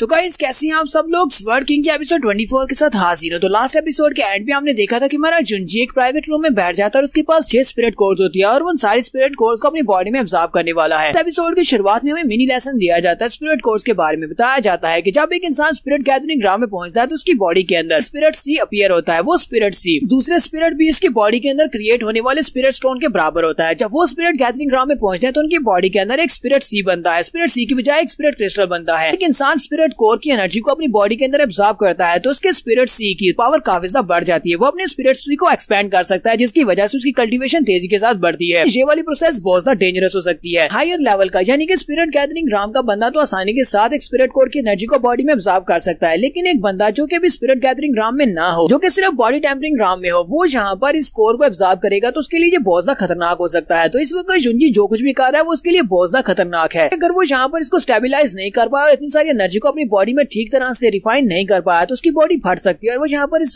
कंडीशन के दौरान मार भी सकता है। हमारा जुंजी यहाँ पर इस टेक्निक को क्यों अप्लाई कर रहा है और ये इतना हाई रिस्क यहाँ पर क्यों ले रहा है, क्योंकि इसके पास एक बहुत ही स्पेशल टेक्निक है जिसे 9 स्पिरिट गैदरिंग रिवोल्यूशन टेक्निक कहा जाता है। वो स्पेशल टेक्निक को यूज कर रहा है जिसकी वजह से इतने सारे कोर्स की एनर्जी को एक साथ अपनी बॉडी में रिफाइन कर पाएगा। ये वाली टेक्निक उसके एक पुरानी जिंदगी में उसका एक दोस्त था जो कि एम्परर में से एक एम्परर था, बहुत ही पावरफुल था, उसने उसको ये वाली स्पेशल टेक्निक सिखाई थी और स्पेशल मार्शल एम्परर का नाम हुन जुआन था और जो कभी इसका दोस्त हुआ करता था। यहाँ पर इस टेक्निक को यूज करते हुए इसे बार बार सारी की सारी एनर्जी को रिवॉल्व करते हुए एक ही जगह के ऊपर गैदर करना होगा। ये बिल्कुल ऐसे ही जैसे हम लोग बड़े से सूरज को एक जगह पर कंडेंस करते हुए सूरज को चांद के साइज के बराबर ले आए और उसको जहाँ पर सुप्रेस कर दें। इसको कंडेंस करने के बाद इसके आसपास जितनी भी एक्सेस एनर्जी होगी वो सारी की सारी स्पिरिट कोर से बाहर निकल जाएगी। बाकी की सारी एनर्जी इसकी बॉडी में रिफाइन होने से इसका लेवल अप हो जाएगा और इसको ब्रेक थ्रू मिल जाएगा। जुंजी वहाँ पर पूरे 10 दिन गुजारता है। 10 दिन के बाद वो पूरी की पूरी 6 स्पिरिट कोर्स वहाँ पर अपनी बॉडी के अंदर एब्जॉर्ब कर लेता है और वो कहता है फाइनली मैंने यहाँ पर सारी की सारी स्पिरिट कोर्स की एनर्जी को अपनी बॉडी के अंदर एब्जॉर्ब कर लिया है। वो कहता है ब्रदर हुन जुआन तुम्हारा बहुत बहुत शुक्रिया, मेरी पिछली जिंदगी में तुमने मुझे ये वाली स्पेशल टेक्निक दी थी, मैंने तुम्हें उस वक्त इसके बदले में बहुत सारी पिल्स दी थी, लगता है कि उन सारी पिल्स के बदले में आज मेरी कीमत वसूल हो गई। इसी वक्त जुंजी के रूम के बाहर का सीन दिखाया जाता है जहाँ पर मिस जू जैन अपने मास्टर मैनेजर किंशा के साथ वहाँ पर फिर रही होती है। वो कहती है ये क्या जैन हमारे जुंजी के रूम के बाहर क्या कर रहा है, मैंने तो इसके लिए एक प्राइवेट रूम बुक किया था, इसे तो अपने रूम के अंदर होना चाहिए था। मैनेजर किंशा से कहते हैं मैंने भी उससे पूछा था लेकिन उसने कोई भी जवाब नहीं दिया। मैं तो उसे कहती है मुझे लगता है कि बहुत ही जल्दी जुंजी रूम से बाहर निकलने वाला होगा, इसीलिए वो बाहर ही खड़ा बैठकर उसका इंतजार कर रहा है। उसी वक्त पॉइजन जैन उठकर खड़ा हो जाता है तो मिस जू जैन कहती है लगता है कि जुंजी बाहर निकलने वाला है, इसी वजह से वो उठकर खड़ा हो गया, चलो हम लोग भी वहाँ पर चलते हैं, चल के देखते हैं कि जुंजी ने वहाँ पर क्या अचीव किया है। सभी लोग भागते हुए वहाँ पर चले जाते हैं, दरवाजा खुलता है, जुंजी बाहर निकलता है। जुंजी बाहर निकलते ही पॉइजन जैन से कहता है पॉइजन जैन जी तो बिल्कुल भी बुरा नहीं है, तुम तो पहले से अर्थ स्पिरिट रूम में पहुंच चुके हो। पॉइजन जैन उसे कहता है मैंने आपके मेथड्स को पूरी वही तरह से फॉलो किया जिस तरह आपने मुझे बताया था और अपनी कल्टीवेशन को सक्सेसफुली अचीव किया है। फिर साथ ही वो हमारे जुंजी के सामने झुक जाता है और उसे कहता है पॉइजन जैन, जहाँ पर आपको बहुत ज्यादा थैंक यू बोलता है और मैं साथ ही आपको यहाँ पर इस बात का वादा करता हूँ कि जहाँ पर भी आप जाएंगे मैं वहाँ पर आपको फॉलो करूंगा कि आप मेरे मास्टर हैं। ये सब कुछ सिर्फ और सिर्फ आपकी वजह से मुमकिन हो पाया है। आज के बाद में कभी भी आपकी साइड नहीं छोड़ने वाला है। जुंजी उसे कहता है तुम्हें ये सब कुछ कहने की जरूरत नहीं है, तुमने मुझे बिल्कुल भी डिसअपॉइंट नहीं किया, लेकिन यहाँ पर तुम्हें मुझे मेरे साथ हर जगह पर जाने की जरूरत नहीं है। मैं चाहता हूँ कि तुम सिर्फ और सिर्फ मेरे चू टाउन को प्रोटेक्ट करो, तुम मेरे एक वेनरेबल एल्डर हो। मास्टर जैन उसे कहते हैं ठीक है मास्टर, मैं अपनी जिंदगी तक जब तक मैं जिंदा हूँ मैं चू फैमिली को प्रोटेक्ट करूंगा और उनको कभी भी नुकसान नहीं पहुँचने दूंगा। मिस यूजैन मैनेजर किनशान से कहती है अगर मैं यहाँ पर गलत नहीं हूँ तो मुझे लगता है कि पॉइजन जैन हमारे पूरे के पूरे इस ज़ीफेंग सिटी के सबसे पहले अर्थ स्पिरिट राम के एक्सपर्ट है, क्योंकि इनसे पहले हमारे पूरे ज़ीफेंग सिटी में कोई भी अर्थ स्पिरिट राम का एक्सपर्ट नहीं है। मास्टर किनशान कहते हैं लगता है कि अब चू फैमिली बहुत ही जल्दी राइज करने वाली है, क्योंकि ज़ीफेंग सिटी में इनसे ज्यादा पावरफुल फैमिली और कोई भी नहीं है। ये उन दोनों की तरफ देखकर कहता है तुम दोनों भी यहीं पर हो। जुंजी मिस यूजैन से कहता है सिटी लॉर्ड के बारे में क्या, मैंने उन्हें भी वहाँ पर प्राइवेट रूम में ये सारा मेथड बताया था कल्टीवेट करने के लिए। मिस यूजैन कहती है मुझे नहीं पता, वो भी अपने क्लोज डोर में प्राइवेट रूम में बैठकर कल्टीवेट कर रहे हैं, हम लोग जाकर उनको भी देखें, क्या पता उन्होंने भी ब्रेक थ्रू कर लिया हो। तो ये सभी लोग जल्दी से वहाँ पर पहुँचते हैं। तुम्हारा जुंजी जैसे उसके रूम के बाहर पहुँचता है, जुंजी वहाँ पर महसूस करता है कि वहाँ पर बहुत सारी ईवल चैंग की होती है। जैन से कहता है पॉइजन जैन जल्दी से इस दरवाजे को तोड़ दो। पॉइजन जैन आगे बढ़ता जाकर दरवाजे को तोड़ देता है। वो लोग अंदर देखते हैं और वहाँ पर बैठे कल्टीवेट कर रहे होते हैं, उनकी बॉडी के अंदर से बहुत सी डेविलिश एनर्जी निकल रही होती है। हमारा जुंजी जल्दी से भागता हुआ आगे बढ़ता है। मिस यूजैन कहती है यहाँ पर हो क्या रहा है, ऊपर से बहुत सारी ईवल चैंग की निकल रही है। तो हमारा जुंजी आगे बढ़कर जाकर सिटी लॉर्ड के मुंह पर थप्पड़ मारना स्टार्ट करता है और कहता है तुम सभी लोग जल्दी से यहाँ से बाहर चले जाओ, यहाँ पर किसी को भी अंदर मत आने देना, क्योंकि ये इस वक्त कल्टीवेशन डेविएशन के मूड में चला गया है। अगर मैंने इसको जल्दी से बाहर नहीं निकाला तो ये यहाँ पर मारा भी जा सकता है। जुंजी आगे बढ़कर उसके मुंह के ऊपर थप्पड़ मारना स्टार्ट करता है ताकि वो अपनी कल्टीवेशन मूड के अंदर से बाहर निकल आए। साथ ही वो उसके गले से पकड़कर कहता है बेवकूफ कहीं के, मैंने तुम्हें यहाँ पर क्लियरली बताया था कि मेथड्स को यूज करना है जो मैंने तुम्हें बताया है, तुम्हें यहाँ पर जल्दी करने की जरूरत नहीं है, लेकिन तुमने फिर से यहाँ पर जल्दी कर दी। हमारा जुंजी कहता है मैं क्या करूँ, मैं यहाँ पर सिर्फ और सिर्फ उसी टेक्निक को यूज कर सकता हूँ। उस टेक्निक को यूज किए बिना इसको होश में लाना मुश्किल है। और साथ ही वो अपने हाथों को जोड़ता है, एनर्जी को रिलीज करता है। उसके बाद वो अपने हाथ को आगे की तरफ करते हुए उसके चेस्ट के ऊपर अटैक करता है, जिससे बहुत सारी एनर्जी उसकी बॉडी के अंदर जाती है। सिटी लॉर्ड तो पीछे की तरफ गिरते ही है। हमारा जुंजी भी उसके झटके की वजह से पीछे की तरफ गिर जाता है। पॉइजन जैन उसे पकड़ते हैं और संभालते हुए कहती है तो मास्टर क्या आप ठीक है। हमारा जुंजी से कहता है बिल्कुल ठीक हूँ, तुम्हें परेशान होने की जरूरत नहीं है। मेरे स्पेशल मूव के अटैक की वजह से भी सिटी लॉर्ड को होश में नहीं ला पाया, मुझे यहाँ पर कुछ ना कुछ तो करना पड़ेगा। अगर सिटी लॉर्ड यहाँ पर मर गया तो इसका सारा इल्जाम तो मेरे पर ही आने वाला है, मुझे कुछ तो करना पड़ेगा। वो जल्दी से आगे बढ़ता है। इस बार वो सिटी लॉर्ड भी एक जबरदस्त किक मारता है। इस किक की वजह से सिटी लॉर्ड वहाँ पर मुंह के अंदर से ब्लड खांसते हैं और पीछे वाली दीवार के सजा कर पटकते हैं। उसके बाद वो गुस्से के साथ जुंजी से कहते हैं लड़के तुम्हारी हिम्मत कैसे हुई, जहाँ पर तुमने मुझे किक मारी, यहाँ पर मेरे प्राइवेट रूम के अंदर आए और मेरी कल्टीवेशन को खराब करने के लिए तुमने मुझे मारना पीटना शुरू कर दिया, देखो तुमने मुझे जख्मी कर दिया है। जुंजी गुस्से के साथ उसे कहता है बेवकूफ कहेंगे, क्या तुम्हें जरा भी अंदाजा है कि तुम यहाँ पर कल्टीवेशन डेविएशन मोड में चले गए थे। अगर मैं यहाँ पर आकर तुम्हें फोर्सफुली नहीं जगाता, तुम्हें होश में नहीं लाता तो तुम मर चुके होते। मैंने तुम्हें पहले ही कहा था कि तुम्हें यहाँ पर इस सब के लिए ज्यादा जल्दी नहीं करनी। जो मेथड मैंने तुम्हें बताया उसी मेथड को फॉलो करते हुए तुम्हें सब कुछ करना होगा, सबको बहुत ही ध्यान के साथ और इत्मीनान के साथ करना होगा। लेकिन तुम फिर से यहाँ पर कंफ्यूज हो गए। सिटी लॉर्ड वहाँ पर बहुत सा घबरा जाते हैं और उसे कहते हैं यंग हीरो मुझे पता है कि मैंने यहाँ पर गलत किया है, तुम्हें पता है कि पिछले कई सालों से मैं एक ही राम के ऊपर अटका हुआ हूँ। ये अपॉर्चुनिटी मुझे मिली तो मैं बहुत ज्यादा एक्साइटेड हो गया था, इसी वजह से मैंने यहाँ पर गलत कर दिया और तुम्हारी टीचिंग्स को भुला दिया। मुझे लगता है कि अब मैं बाकी की सारी जिंदगी कभी भी अर्थ स्पिरिट राम में नहीं पहुँच पाऊंगा, अब तो मैं कभी ब्रेक थ्रू नहीं कर सकता। मास्टर जैन उसे कहते हैं बेवकूफ, तुम तो पहले से अर्थ स्पिरिट राम में पहुंच चुके हो, तुमने ब्रेक थ्रू कम्प्लीट कर लिया है। वो उसकी बात सुनने के बाद कहते हैं तुम्हारी इस बात का क्या मतलब है। साथ ही वो अपनी तरफ देखते हैं और कहते हैं क्या वाकई में मैं अर्थ स्पिरिट राम में ब्रेक थ्रू कम्प्लीट कर चुका हूँ। जुंजी आगे बढ़ता है और उसके कंधे पे हाथ रखते हुए कहता है लगता है कि तुम्हें अभी तक यहाँ पर लगता है कि ये कोई सपना है। वो उसके कंधे से पकड़कर उसे ग्राउंड के ऊपर पटक कर मारता और कहता है कि अब तुम्हें होश आई। तो सिटी लॉर्ड को होश आने के बाद वो वहाँ पर बच्चों की तरह उछलना कूदना शुरू कर देते हैं और कहते हैं ये क्या, ये तो फाइनली हो गया, मैंने ब्रेक थ्रू कम्प्लीट कर लिया, मैं स्पिरिट गैदरिंग राम से निकलकर अर्थ स्पिरिट राम में चला गया हूँ। फिर साथ ही वो उसे कहता है जिस तरह हम लोगों ने आपस में डील की थी, हमारी डील के मुताबिक मैं अगले 10 साल तक तुम्हारी चू फैमिली का गेस्ट एल्डर बनने को तैयार हूँ। बहुत बहुत शुक्रिया, तुमने यहाँ पर ब्रेक थ्रू करने में मेरी बहुत ज्यादा मदद की है। हमारा जुंजी उसे कहता है हमने जो पहले डील की थी उसे भूल जाओ, मुझे तुम्हारे जैसा एक बेवकूफ गेस्ट एल्डर नहीं चाहिए, मुझे तुम्हारे जैसा एल्डर नहीं चाहिए। मुझे लगता है कि अगर तुम मेरी फैमिली की गेस्ट एल्डर बनोगे तो मुझे तुम्हें ज्यादा बार बचाना पड़ेगा, इसकी बजाय कि तुम मेरी फैमिली को बचाओ। सिटी लॉर्ड यहाँ पर अपनी इंसल्ट सुनने के बाद काफी ज्यादा उदास हो जाते हैं। फिर साथ ही वो आगे बढ़ते हैं और पॉइजन जैन से कहते हैं तो पॉइजन जैन तुम्हारा एक एल्डर है तो फिर मैं भी तुम्हारा गेस्ट एल्डर बन सकता हूँ, मैं पॉइजन जैन की मदद ले लूंगा और मैं भी एक समझदार इंसान बन जाऊंगा।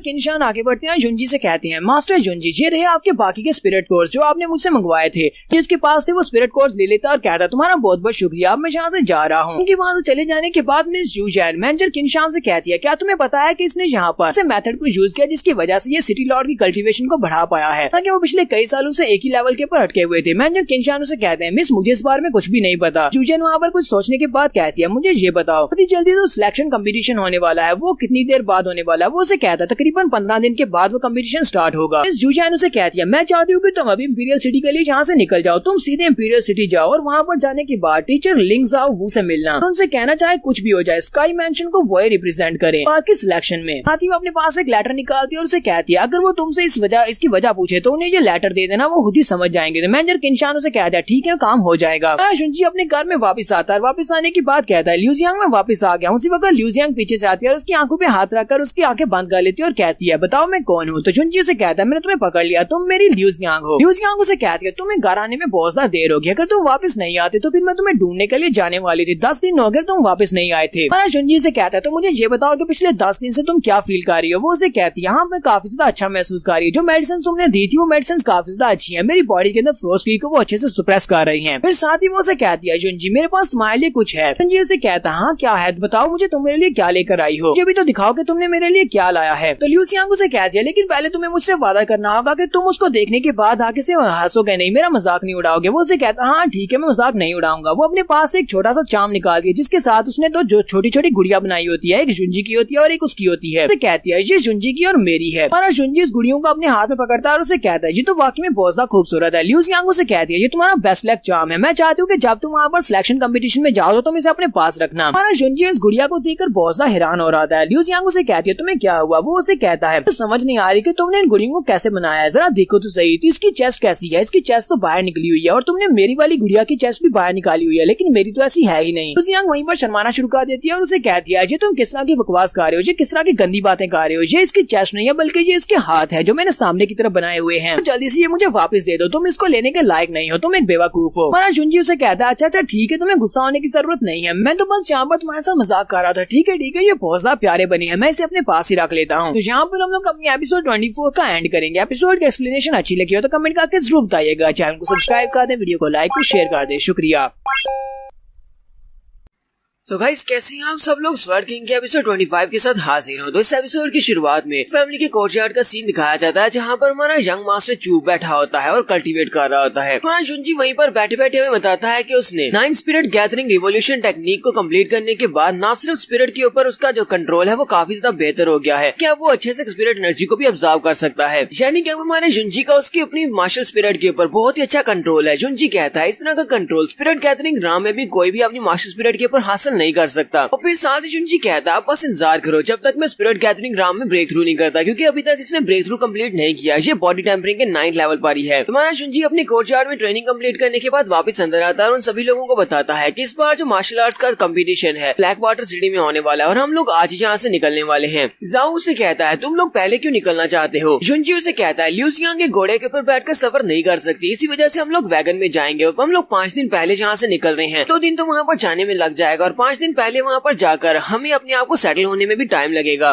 ल्यूजियांग से कहती है क्या वाकई में मैं भी तुम्हारे साथ जा रही हूँ? शुनजी उसे कहता है हाँ क्यों नहीं, तुम भी मेरे साथ जाओगी, जिस तरह की सिचुएशन है इसी वजह से मुझे लगता है कि तुम्हें मेरे साथ ही रहना चाहिए। हाँ उसे कहता है यंग मास्टर लेकिन प्लीज मैं तुम्हारे साथ नहीं जा सकता, मैं यहाँ पर रहना चाहता हूँ और चू फैमिली की देखभाल करना चाहता हूँ। शुनजी उसकी बात सुनने के बाद हैरान होता है और कहता है लेकिन क्यों, तुम मेरे साथ क्यों नहीं जाना चाहते? तुम्हें पता है ना कि ये वाला सिलेक्शन कम्पिटिशन ये तुम्हारे लिए एक बहुत बड़ी अपॉर्चुनिटी होने वाला है, वहाँ पर जाकर तुम्हें बहुत सारे कम्पिटिशन को देखने का मौका मिलेगा, नई नई मार्शल आर्ट्स देखने को मिलेंगी। हाँ उसे कहता है हाँ मुझे पता है कि ये अपॉर्चुनिटी काफी ज्यादा अच्छी है, लेकिन मैं यहाँ पर चू टाउन की देखभाल करना चाहता हूँ, मुझे तुमने जिम्मेदारी दी थी चू फैमिली की रक्षा करने की, चू फैमिली की देखभाल करने की, तो मैं यहाँ के सारे मामला निपटाऊंगा। महाराज शुनजी से कहता है चलो फिर ठीक है, मैं चू टाउन को तुम्हारे पर छोड़ता हूँ, तुम इसको बहुत ही अच्छे से संभालोगे। इसके बाद बाहर निकलते हैं तो वहाँ पर सिटी लॉर्ड अपने साथ घोड़े लेकर आए होते हैं। सिटी लॉर्ड कहते हैं मैं तुम्हारे साथ एस्कॉर्ट का काम करूंगा, मैं तुम्हारे साथ तुम लोगों को लेकर ब्लैक वाटर सिटी तक पहुँचूंगा, पूरे रास्ते में तुम्हारे साथ ही रहूंगा। शुनजी से कहता है तुम तो काफी ज्यादा फास्ट हो। तो सिटी लॉर्ड से कहते हैं ने मुझे पहले से बता दिया था कि इस बार की जर्नी हमारी काफी ज्यादा ज्यादा कोल्ड भी होने वाली है, पर उस इलाके में बर्फ पड़ती है। इसी वजह से मैं तुम लोगों के लिए तैयारी करके आया हूँ। अपने पास एक बॉक्स लेकर आए थे और उसे कहते हैं मैं तुम दोनों के लिए पोशाकें लेकर आया हूँ, इनको पहन लो। लिu जियांग आगे बढ़ती है और अपनी पोशाक को जल्दी से पहन लेती है और कहती है जरा देखो मेरी कैसी लग रही है। जुंजी मैं क्या ठीक लग रही हूँ। जुंजी भी अपनी पोशाक को पहन लेता है और दोनों काफी ज्यादा खुश होती है। सिटी लॉर्ड कहते हैं तो फिर क्यों ना हम लोग यहाँ से निकले, और वो आगे आगे अपने घोड़ा लेकर चलते हैं, जबकि बाकी उनकी वैगन पीछे पीछे होती है। जाऊ और उनकी फैमिली के कुछ मेंबर्स उन्हें वहाँ से बाय बोल रहे होते हैं और ये लोग अपने एस्कॉर्ट को लेकर यहाँ से निकल पड़ते हैं। यहीं से नेक्स्ट सीन हमें उस लड़की का भी दिखाया जाता है, यानी कि बिंग ली का दिखाया जाता है, जो कि 9 फ्लोर्स पैलेस की एक एल्डर है। वो शीशे में बैठी किसी से बात कर रही होती है। शीशे के अंदर कोई उससे बात कर रहा होता है, शायद उसकी मास्टर है। तो बताती है कि उससे एक लड़की मिली है जिसके पास 9 टर्मिनस पर्ल्स वाली बॉडी है। उसकी मास्टर उसे कहती है तुम्हारा बहुत बहुत शुक्रिया जो तुमने मुझे इस तरह की रिपोर्ट दी। फिर साथ ही वो उसे कहती है मैं चाहती हूँ कि तुम इस लड़की को अपने साथ लेकर हमारे पैलेस में वापस आओ, चाहे कुछ भी हो जाए, चाहे तुम्हें कुछ भी करना पड़े, उस लड़की को मेरे पास लेकर आओ। अगर तुम उस लड़की को नहीं ला पाए तो दोबारा मुझे कभी भी अपनी शक्ल मत दिखाना। और इसके साथ ही वहाँ पर उस शीशे में से काल कट हो जाती है। तो अब बिंग ली के पास एक मिशन है कि उसे हर हाल में लिu जियांग को लेकर वहाँ पर जाने जाना है। यहीं से हमारा नेक्स्ट सीन शुई फैमिली का भी दिखाया जाता है। शुई फैमिली वालों को भी इस बारे में पता चल जाता है कि उनका जो जिंगजुन है अपनी चू फैमिली को छोड़कर निकल चुका है, अपनी वाइफ लिu जियांग को अपने साथ लेकर। लोग ब्लैक वाटर सिटी की तरफ जा रहे हैं, जहाँ तक कि सिटी लॉर्ड गू भी उनके साथ है, पॉइजन जैन भी उनके साथ है। वो लोग इनको एस्कॉर्ट कर रहे हैं, ब्लैक वाटर सिटी तक उनको पहुँचाएंगे। वो लोग यहाँ पर एक दूसरे से कह रहे होते हैं क्यों ना हम लोग रास्ते में इन सभी को मार डालें, इससे हमारा काम और भी ज्यादा आसान हो जाएगा और हम लोग जुंजी से निमट लेंगे। तो यहीं पर पैट्रियार्च भी आ जाते हैं और पैट्रियार्च उन लोगों से कहते हैं बेवकूफो, क्या तुम्हें लगता है कि सिटी लॉर्ड और साथ में पॉइजन जैन के वहाँ पर होते हुए तुम लोग उनको मार सकते हो? वो दोनों ही अब अर्थ स्पिरिट ड्राम के एक्सपर्ट्स बन चुके हैं।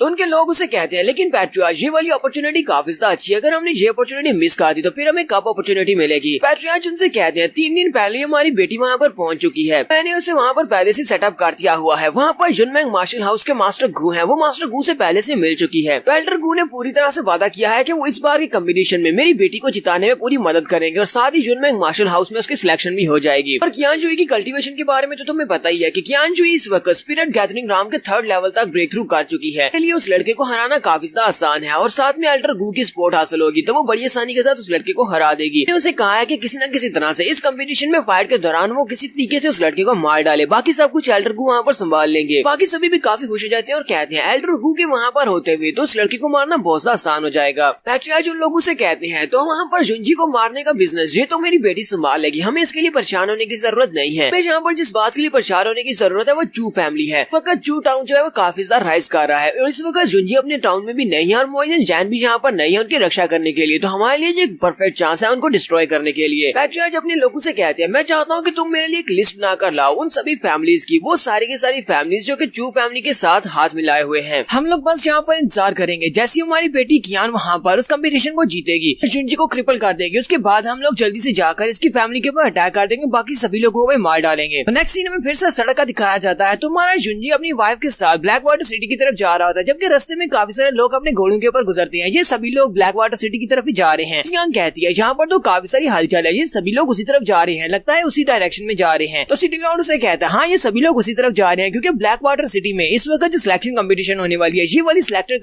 कंपटीशन बहुत ज्यादा स्पेशल है, पर यहाँ पर बहुत सारे डिसाइपल्स जाते हैं ताकि वो 5 बड़े हाउसेज में से किसी एक हाउस को ज्वाइन कर सके। इतने ज्यादा लोग वहाँ पर जा रहे हैं, इसका मतलब ये है कि उतनी ज्यादा ये वाली सिलेक्शन बहुत ज्यादा डिफिकल्ट होने वाली है, इसलिए वहाँ पर कम्पीट करना काफी ज्यादा मुश्किल हो सकता है ना। मुझे पता है इस बार वहाँ पर 2 टेस्ट होने वाले हैं, पहला टेस्ट वहाँ पर तुम्हारी फिजिकल स्ट्रेंथ का होगा और दूसरा टेस्ट वहाँ पर तुम्हारे 1-to-1 कम्बैट का होगा, वहाँ पर तुम्हारे स्किल्स को चेक किया जाएगा। मुझे लगता है कि इस बार फेलियर रेट तकरीबन 80% होएगा, यानी कि 80% लोग वहाँ से फेल होकर वापस घर जाएंगे। जियांग कहती है तो वाकई में बहुत ज्यादा स्ट्रिक्ट है। जैन कहते हैं 5 बड़े मार्शल हाउसेज जो कि बहुत ज्यादा पावरफुल हैं, सभी के सामने तो इंपीरियल फैमिली वाले भी उनकी पावर को अंडर एस्टिमेट नहीं कर सकते। इसी वजह से वो लोग जिस टैलेंटेड लड़के को वहाँ पर चूज करेंगे या स्टूडेंट को चूज करेंगे वो सबसे बेस्ट होना चाहिए, वो मिलियंस में से एक और जीनियस होना चाहिए। यहाँ पर सिटी लॉर्ड लिu जियांग को इन 5 बड़े मार्शल हाउसेज के नाम भी बताते हैं और साथ ही बताते हैं कि उनकी हिस्ट्री क्या है और उनमें सबसे ज्यादा पावरफुल कौन है। तो इनमें सबसे ज्यादा जो पावरफुल हाउस है वो जावू मार्शल हाउस है, जबकि उसके बाद जुनमेंग मार्शल हाउस वाले हैं। लोग साथ ही हमारे जुंजी से पूछते हैं तुम इनमें से कौन से मार्शल हाउस को ज्वाइन करना चाहते हो, तो हमारा जुंजी उन लोगों से कहता है मेरे लिए तो 5 के 5 हाउसेज एक जैसे हैं, जो भी मुझे सिलेक्ट कर ले मैं उसी को चूज कर लूंगा। तुम्हारा जुंजी उनकी बातें सुनने के बाद कहता है मुझे इस बात से फर्क नहीं पड़ता कि मैं कौन से मार्शल हाउस को ज्वाइन करने वाला हूँ, मैं जिसको भी ज्वाइन करूंगा, मुझे रहना इंपीरियल सिटी में है। अगर मैं इंपीरियल सिटी में रहता हूँ तो फिर वहाँ पर जो भी वाला हाउस होगा मैं उसको ज्वाइन कर लूंगा। जियांग से कहती है जुंजी तो क्या तुम एक पावरफुल हाउस में एंटर नहीं होना चाहते, जो सबसे ज्यादा पावरफुल है तुम्हें तो उसमें एंटर होना चाहिए। जुंजी उसे कहता है जब मुझे लगता है कि जब तक मैं इंपीरियल सिटी में रहूंगा वहाँ पर रहकर मैं तुम्हारी बॉडी के अंदर इस कोल्डनेस को कंट्रोल कर सकता हूँ, इसी वजह से मैं इंपीरियल सिटी में रहने वाले किसी मार्शल हाउस को ज्वाइन करूंगा। जुंजी उसे कहता है मुझे लगता है कि जब तुम अपनी बॉडी के अंदर इस फ्रोस्ट की को कंट्रोल करना सीख जाओगे तो तुम्हारी स्ट्रेंथ बहुत ज्यादा बढ़ेगी, जहाँ तक कि मुझसे भी ज्यादा बढ़ जाएगी। उसकी आंखों से कहती है मेरी नजर में तो जुंजी से ज्यादा कोई भी स्ट्रॉन्ग नहीं है, तुम सबसे ज्यादा स्ट्रॉन्ग हो। तो ये लोग चलते हुए एक हाट के करीब पहुंचते हैं, वहाँ पर एक लेक भी होती है। सभी लोग कहते हैं तो हम लोग थोड़ी देर के लिए यहीं पर रुकते हैं। जिस पेस के साथ हम लोग चल रहे हैं लगता है कि हम लोग शाम तक वहाँ तक पहुंच जाएंगे ब्लैक वाटर सिटी में। इसके लिए हम लोग यहीं पर रुककर आराम करते हैं। तो एल्डर गून सभी लोगों से कहते हैं सभी लोग यहीं पर रुक जाओ और यहीं पर बैठकर लंच करेंगे। तुम्हारा जुंजी अपनी ल्यूजियांग को वैगन से नीचे उतार लाता है और उसे कहता है चलो अब हम लोग चलते हैं। जैन उसे कहते हैं यंग मास्टर आप कहाँ पर जा रहे हैं? अगर आप चाहें तो वहाँ पर सामने इस लेक के दूसरी तरफ एक हाट है, वहाँ पर अपने लिए रूम बुक करवा सकते हैं। जुंजी से कहता है नहीं उसकी जरूरत नहीं है, मैं और ल्यूजियांग हम लोग थोड़ी देर के लिए घूमने के लिए जा रहे हैं। और वो उसका हाथ पकड़ता है और उसे लेकर साइड के ऊपर चला जाता है। ल्यूजियांग भी शर्माना शुरू कर देती है और उसे पूछ रही होती है कि हम लोग कहाँ पर जा रहे हैं। सिटी लॉर्ड और पॉइजन जैन दोनों वहाँ पर खड़े जेलस हो रहे होते हैं और कहते हैं काश हम लोग भी यंग होते और इनकी तरह अपनी गर्लफ्रेंड के साथ हाथ में डालकर यहाँ पर जा रहे होते। जुंजी ल्यूजियांग का हाथ पकड़ता है और उसे अपने साथ लेकर लेक के पास चला जाता है। वो दोनों वहाँ पर लेक के किनारे बैठ जाते हैं और वहाँ पर बैठकर व्यू को चेक कर रहे होते हैं। वहाँ पर उन्हें बहुत ही अच्छा व्यू दिखाई दे रहा होता है। दोनों वहाँ पर आराम से खड़े होते हैं कि उसी वक्त वहाँ पर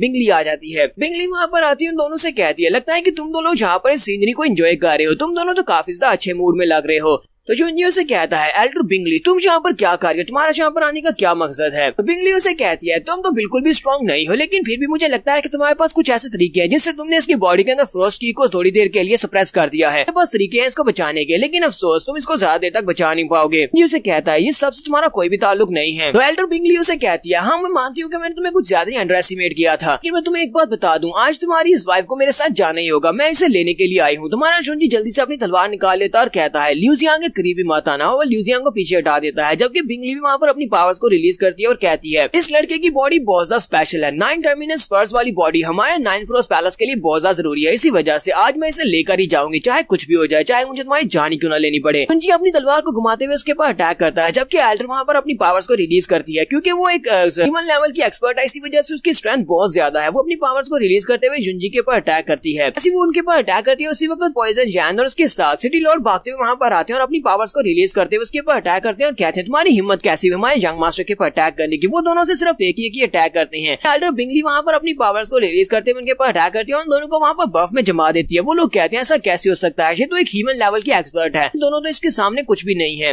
उन दोनों के ऊपर अटैक करने के बाद ल्यूजियांग से कहती है मुझे यहाँ पर आज कोई भी नहीं रोक सकता क्योंकि मेरी स्ट्रेंथ इन सभी से ज्यादा है, तो चुपचाप मेरे साथ चलो। ल्यूजियांग से कहती है तुमने यहाँ पर मेरे जुंजी को नुकसान पहुंचाया है, मैं तुम्हारे साथ कभी भी नहीं जाऊंगी, तुम बहुत ही बुरी हो। वो आगे बढ़ती है, उसका हाथ पकड़ती है और कहती है बकवास बंद करो, चुपचाप मेरे साथ चलो। उसने वहाँ पर जुंजी को भी बर्फ में कवर किया होता है। जुंजी अपने ऊपर से बर्फ को तोड़ देता है और उसे कहता है तुम्हें जहाँ पर मैं इसको ले जाने नहीं दे सकता। ऐसे तो बिंगली भी हैरान होती है कि इसने मेरी बर्फ को कैसे तोड़ दिया। जुंजी फिर से उसके ऊपर अटैक करने के लिए आगे बढ़ने लगा। इस बार वो अपनी जबरदस्त पावर्स को रिलीज करता है। तो यहाँ पर एपिसोड 25 का एंड करेंगे। नेक्स्ट एपिसोड में देखेंगे क्या हमारा जुंजी अपनी ल्यूजियांग को बचा पाएगा या नहीं। एपिसोड की एक्सप्लेनेशन अच्छी लगी तो कमेंट करके जरूर बताइएगा। चैनल को सब्सक्राइब कर दे, वीडियो को लाइक और शेयर कर दें। शुक्रिया। तो गाइस कैसे हैं आप सब लोग? स्वर्ड किंग के एपिसोड 26 के साथ हाजिर हो। तो लास्ट एपिसोड के एंड पे हमने देखा था मास्टर बिंगली हमारे इस ल्यूजियांग को लेने के लिए वहाँ पर पहुंच आई है। वो एल्डर जैन और साथ में क्लाउड के ऊपर अटैक करती है और उनको बर्फ में जमा देती है, जबकि हमारा जुंजी फिर से अपनी पावर्स को रिलीज करते हुए उससे कहता है तुम इसे यहाँ से लेकर नहीं जा सकती, मैं तुम्हें ऐसा नहीं करने दूंगा। और अपनी पावर्स को रिलीज करते हुए अपनी तलवार के साथ इलेक्ट्रिसिटी को यूज कर रहा होता है। एल्डर बिंगली के ऊपर अटैक करता है, वो उसके ऊपर अटैक करता है, जबकि बिंगली क्योंकि ह्यूमन नाम की एक्सपर्ट है इसी वजह से वो बड़ी आसानी के साथ उसके अटैक को अवॉइड कर लेती है। फिर साथ ही वो अपनी फ्रोस्ट आइस के साथ उसके ऊपर अटैक करती है। हमारा जुंजी उड़ता हुआ पीछे जाकर गिरता है, उसके मुंह से ब्लड निकलना शुरू हो जाता है, वो काफी ज्यादा जख्मी हो जाता है। ल्यूजियांग भागती हुई उसके पास जाती है और कहती है जुंजी क्या तुम ठीक हो?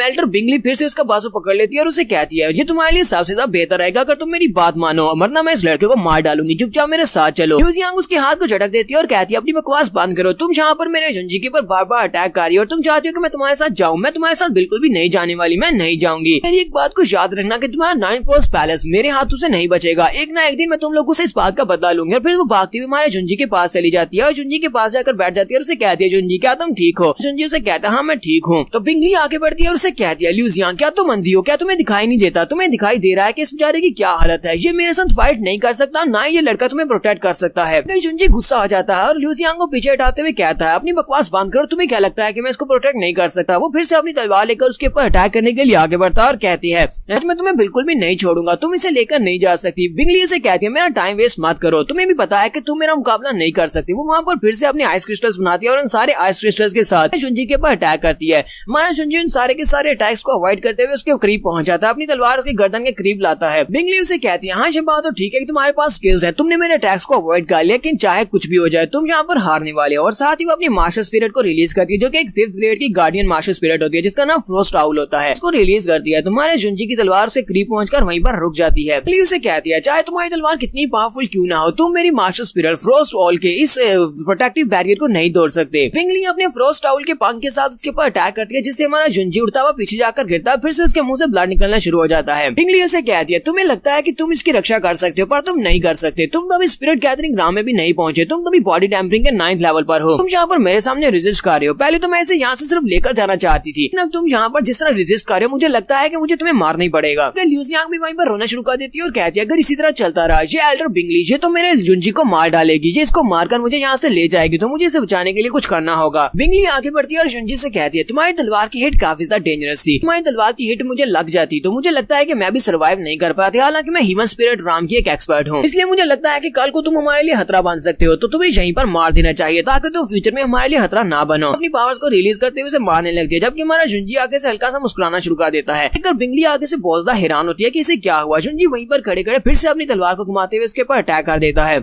बिंगली सोच रही होती है, ऐसा कैसे हो सकता है, इसने मेरे फ्रोस्टोरा को यहाँ पर फेस कर लिया, इसने सारे फ्रोस्टोरा के अंदर भी ये जिंदा है, लेकिन इसके पास तो यहाँ पर खड़े होने की भी स्ट्रेंथ नहीं थी, फिर ये यहाँ पर ऐसे कैसे खड़े हो सकता है, दोबारा मेरे पर कैसे अटैक कर सकता है। बिंगली से कहती है, मुझे लगता है कि तुम वाकई में मरना चाहते हो। शुंजी उसे कहता है, चाहे कुछ भी हो जाए मैं ल्यू जियांग को तुम्हारे साथ जाने नहीं दे सकता, ये तुम्हारे साथ कहीं पर भी नहीं जाएगी। बिंगली आगे बढ़ती है और उसे कहती है, तो फिर ठीक है, तो फिर तुम्हें मरना ही होगा ताकि मैं उसको अपने साथ लेकर जाऊँ और मुझे कोई भी यहाँ पर रोक ना सके। और वो आगे बढ़ती है और अपने आउल के साथ उसको पकड़ लेती है और उसको मारने लगती है। उसने अपने आउल के मुट्ठी में शुंजी को पकड़ा होता है, उसी के साथ ही पीछे से उसे आवाज आती है कि रुक जाओ। जियांग चिल्लाकर उसे कहती है, रुक जाओ। ल्यू जियांग वहाँ पर चिल्लाकर उसे कहती है और साथ साथ बहुत ज्यादा रो भी रही होती है। वो उसे कहती है, इसे छोड़ दो, अगर तुम इसे छोड़ देते हो फिर मैं तुम्हारे साथ चलने को तैयार हूँ, प्लीज रुक जाओ, इसे मत मारना। बिंगली उसे कहती है, क्या तुम वाकई मेरे साथ जाने को तैयार हो। ल्यू जियांग उसे कहती है, हाँ अगर तुम इसको छोड़ दो, अगर तुम इसको नहीं मारती तो फिर मैं तुम्हारे साथ चलूंगी, तुम शुंजी को छोड़ दो, मैं तुम्हारे साथ 9th फ्रोस्ट पैलेस तो क्या कहीं पर भी चलने को तैयार हूँ। बिंगली उसे कहती है, लेकिन अब तो काफी ज्यादा देर हो चुकी है, मेरे फ्रोस्ट आउल ने उसकी हड्डियां तोड़ दी है, मुझे नहीं लगता क्या वो बच पाएगा, लेकिन अब तुम्हें मेरे साथ चलना ही पड़ेगा। और वो उसको छोड़ देती है, जिससे शुंजी वहीं पर नीचे गिर जाता है। हमारी ल्यू जियांग भागती हुई जल्दी से शुंजी के पास जाती है और उसे कहती है, शुंजी जल्दी से उठो, तुम्हें क्या हुआ, चलो जल्दी से उठो, लेकिन वो उठ नहीं रहा होता। तो वहीं पर जोर जोर से रोना शुरू कर देती है और उसे कहती है, शुंजी प्लीज उठो और मेरे साथ रहो, तुम ऐसे जा नहीं सकते। बिंगली से कहती है, तुम्हें ज्यादा परेशान होने की जरूरत नहीं है, ये सिर्फ बेहोश हो गया है, ये बहुत ही जल्दी दोबारा ठीक हो जाएगा। साथ ही वो अपने पास से एलिक्सर निकालती है और उसे कहती है, ये वाला एलिक्सर इसको रिकवर करने में मदद देगा, लेकिन ये इसको पी नहीं सकता क्योंकि ये बेहोश है। ल्यू जियांग उस मेडिसिन एलिक्सर को अपने मुंह में भर लेती है और उसके बाद मुंह को शुंजी के मुंह के साथ जोड़कर उस एलिक्सर को उसके मुंह में डाल देती है ताकि वो उसको आसानी से पी सके। ये देखकर तो बिंगली भी वहाँ पर शर्माना शुरू कर देती है और साथ ही उसे कहती है, चलो जल्दी करो, हमारे पास ज्यादा टाइम नहीं है, कि जागने तक के लिए हमारे लिए टाइम नहीं, हम लोगों को जल्दी से यहाँ से निकलना होगा।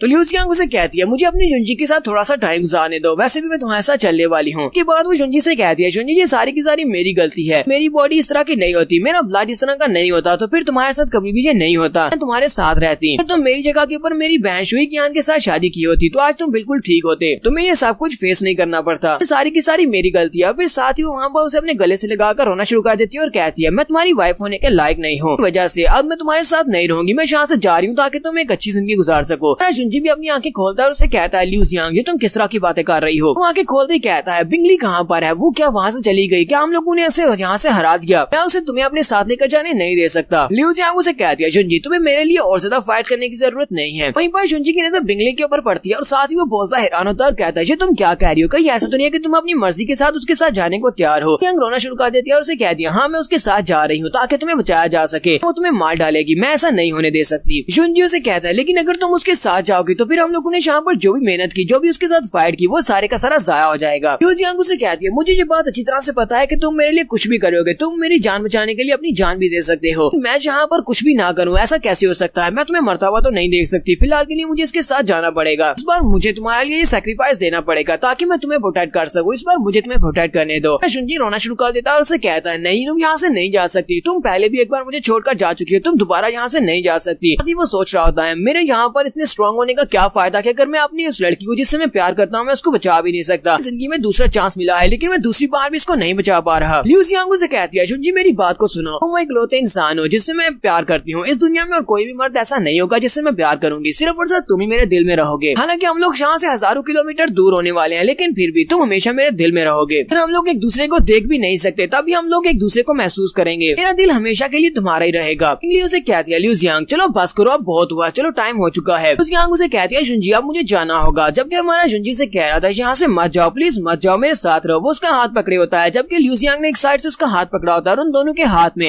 वो वाला लकी चार्म होता है जो कि उसने 2 गुड़ियां बनाई थी। एल्डर बिंगली अपने फ्रॉस्ट रोल को निकालती है, अपनी मास्टर स्पिरिट के ऊपर बैठ जाती है और दूसरे साइड पे उसने उसका हाथ पकड़ा होता है। लिu जियांग ने उसका एक हाथ पकड़ा होता है। लिu जियांग वहीं पर रो रही होती है और उसे कहती है जुनजी प्लीज मुझे माफ करना, मैं तुम्हारे साथ रह नहीं सकी। इसी वो उड़ना स्टार्ट करता है तो उन दोनों के हाथ एक दूसरे के हाथ से छूट जाते हैं। उसने क्योंकि 2 गुड़ियां बनाई थी तो लिu जियांग वाली जो गुड़िया होती है हमारे जुनजी के पास रह जाती है और जो जुनजी वाली गुड़िया होती है वो लिu जियांग अपने साथ ले जाती है। हमारा जुनजी चिल्लाकर उसे कहता है लिu जियांग इस बात को याद रखना, मैं तुम्हारे लिए 9 फ्रोज पैलेस में जरूर आऊंगा और उसके बाद मैं तुम्हें वहाँ से वापस लेकर आऊंगा, तब तुम्हें मेरा इंतजार करना होगा। तो लिu जियांग उसे कहती है हाँ मैं तुम्हारा इंतजार करूंगी, तुम मेरे पास आओगे मुझे बचाने के लिए, मैं तब तक तुम्हारा इंतजार करूंगी। फिर साथ ही वो आउल वहाँ से उड़ता हुआ काफी दूर निकल जाता है और हमारा जुनजी वहीं पर बैठा होता है और काफी ज्यादा गुस्सा भी हो जाता है। वो कहता है 9 फ्रोज पैलेस, देखना एक दिन मैं पूरे के पूरे 9 फ्रोज पैलेस को बर्बाद कर दूंगा और उसके बाद अपनी लिu जियांग को वहाँ से वापस लेकर आऊंगा क्योंकि उन्हें इसका बदला चुकाना पड़ेगा। तो नेक्स्ट सीन में ये सभी लोग ब्लैक वाटर सिटी में पहुंच जाते हैं। ब्लैक वाटर सिटी में तो बहुत ज्यादा चहल पहल होती है क्योंकि बहुत सारे लोग यहाँ पर जमा होते हैं। कुछ तो यहाँ पर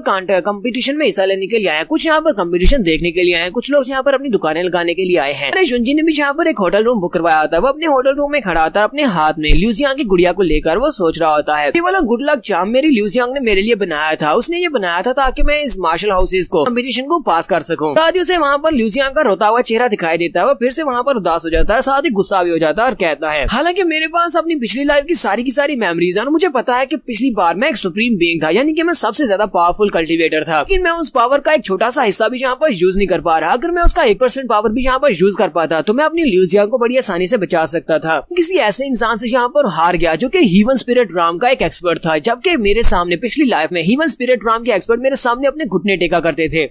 लगता है कि मेरे प्लान को चेंज करने का वक्त आ चुका है। पॉइजन जैन की आवाज आती है। पॉइजन जैन हमारे जुनजी से कहते हैं मिस किन जूजैन यहाँ पर आपसे मिलना चाहती हैं। कहता है ठीक है उसे अंदर भेज दो। तो मिस जूजैन अंदर आती है और उसे कहती है मैंने सिटी लॉर्ड से सारी बात सुनी, मुझे पता चला कि रास्ते पर तुम्हारे पर अटैक हुआ था, क्या तुम ठीक हो? मुझे ये बताओ क्या तुम ठीक हो? तुम्हें कोई चोट तो नहीं लगी? जुनजी उसे कहता है हाँ बिल्कुल ठीक हो। जूजैन उसे कहती है तुम्हारे चेहरे की तरफ देखकर लगता तो नहीं तुम बिल्कुल ठीक हो। तो मिस जूजैन उसे कहती है मुझे ये बताओ कि तुम्हारी वाइफ को कौन ले गया, किसने तुम्हारे पर अटैक किया था, क्या वो शुई फैमिली वाले थे? तुम्हारा जुनजी उसे कहता है नहीं वो शुई फैमिली वाले नहीं बल्कि वो 9 फ्रोज पैलेस वाले थे। सुनते हुए बहुत ज्यादा हैरान हो जाती है और कहती है ऐसा कैसे हो सकता है? 9 फ्रोज पैलेस वाले तो फ्रोज पैलेस तो विर्जिन्स का पैलेस है, यानी कि वहाँ पर सारी की सारी लड़कियां हैं। वो सभी लड़कियां सिर्फ और सिर्फ कल्टीवेशन के ऊपर ध्यान रखती हैं, लेकिन वो तो बहुत ज्यादा पावरफुल है, कोई भी उनको प्रोवोक करने की हिम्मत नहीं करता। वो जुनजी से कहती है लेकिन 9 फ्रोज पैलेस वाले तुम्हारे लिu जियांग को अपने साथ क्यों ले गए? हमारे जुनजी से कहता है मैं तुम्हें डिटेल्स नहीं बता सकता, इसलिए दोबारा मुझे इस बारे में मत पूछना। साथ ही वो से कहता है मैं चाहता हूँ कि ये इन्फॉर्मेशन किसी को पता न चले और किसी को भी इस बारे में पता नहीं चलना चाहिए कि मेरी वाइफ को 9 फ्रोज पैलेस वाले ले गए हैं। हमारा जुनजी अपने पास से एक नोट निकालता है और उसे कहता है ये 100 जैंग पिल बनाने का फार्मूला है और साथ में मैं तुम्हें स्पिरिट लिक्विड भी दे रहा हूँ, दोनों चीजें अब तुम्हारी हुई। मिस जूजैन उसे कहती है लेकिन तुम ये दोनों चीजें मुझे क्यों दे रहे हो? ये उसे कहता है क्योंकि लास्ट टाइम तुमने मेरी बहुत ज्यादा मदद की थी, इसी वजह से अब उसके इनाम के तौर पर मैं जो तुम्हें दे रहा हूँ। जूजैन उसे कहती है अच्छा ठीक है। जुनजी उसे कहता है इसको अपने पास रखो क्योंकि मैं किसी का भी एहसान अपने पर नहीं रखना चाहता, इसीलिए मैं तुम्हें दे रहा हूँ। अब हम लोग अपने एपिसोड 26 का एंड करेंगे और एपिसोड की एक्सप्लेनेशन अच्छी लगी हो तो कमेंट करके जरूर बताइएगा। चैनल को सब्सक्राइब कर दें, वीडियो को लाइक और शेयर कर दें। शुक्रिया।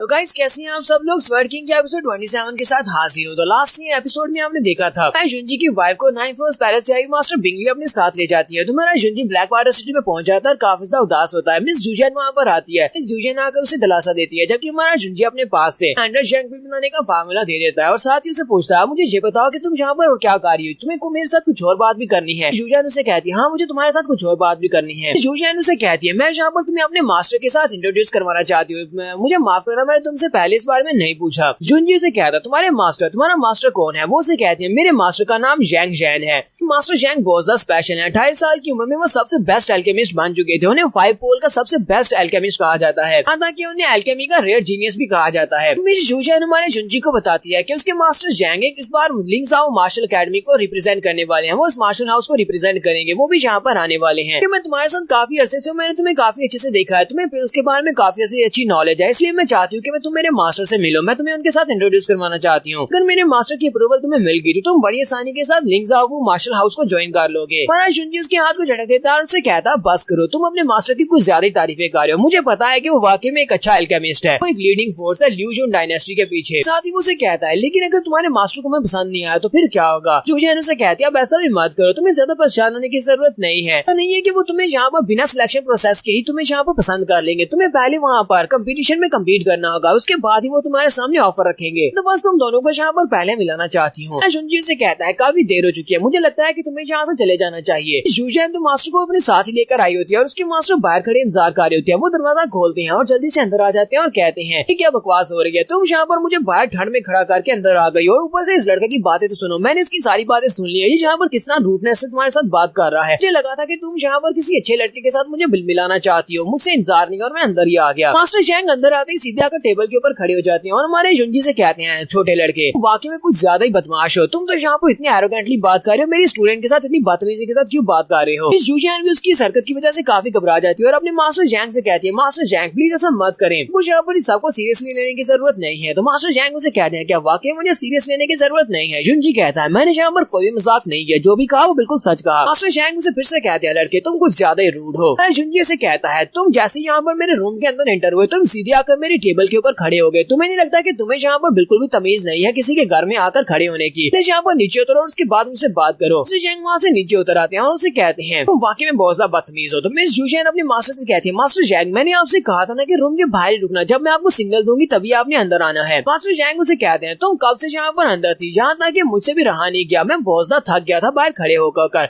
इसी वजह से मुझे अंदर आना पड़ा। जबकि हमारा जुनजी मास्टर जैंग को वहाँ पर घूर घूर कर देख रहा होता है। मास्टर जैंग गुस्सा हो जाते हैं और चिल्लाकर उसे कहते हैं लड़के तुम यहाँ पर मेरी तरफ इस तरह घूर कर क्या देख रहे हो, क्या तुम्हें लगता है कि मेरा कद छोटा है। हमारा जुनजी वहीं पर दूसरी तरफ अपना मुंह घुमा लेता है और कहता है हाँ तुम्हारा कद बहुत ज्यादा छोटा है, तुम तो एक बच्चे लगते हो। मास्टर जैंग उसे कहते हैं लगता है कि तुम हमारे लिंग ज़ाओ मार्शल अकेडमी को ज्वाइन नहीं करना चाहते, इसी वजह से तुम मेरे साथ इस तरह बदतमीजी से बात कर रही हो। जुनजी उसे कहता है मुझे पता है कि यहाँ पर जितने भी मार्शल हाउसेज है वो सारे के सारे बच्चों के टैलेंट और उनकी स्ट्रेंथ को चेक करेंगे। एक्चुअली लिंग ज़ाओ मार्शल हाउस वाले उन्हें भी स्ट्रेंथ और टैलेंट चाहिए, मैं उस कंपटीशन में जाकर अच्छा करता हूँ और सभी के सामने अपनी स्ट्रेंथ को साबित करता हूँ। तो लिंग ज़ाओ मार्शल हाउस वाले मुझे अपने मार्शल हाउस में अपने आप सिलेक्ट करेंगे, मुझे यहाँ पर किसी के फेवर की जरूरत नहीं है, नहीं मुझे यहाँ पर तुम्हें खुश करने की जरूरत है। मुझे पता है कि मेरे पास इतनी स्ट्रेंथ है कि मैं किसी न किसी मार्शल हाउस को ज्वाइन कर सकता हूँ। मास्टर जैंग उसे कहते हैं तुम तो कुछ ज्यादा ही ओवर कॉन्फिडेंट हो, चलो फिर ठीक है देख लेते हैं, इस कंपटीशन के खत्म होने के बाद देखेंगे तुम्हें कौन सा मार्शल हाउस लेता है। साथ ही मास्टर जैंग उसे कहते हैं तुम्हारा नाम चू जिंगजुन है, मैं तुम्हारे नाम को याद रखूंगा, मैं तुम्हारा नाम नहीं भूलूंगा। जुनजी उसे कहता हाँ मेरा यही नाम है और मेरे नाम को मत भूलना। और मास्टर जैंग वहीं पर से हंसते हुए वहाँ से चले जाते हैं।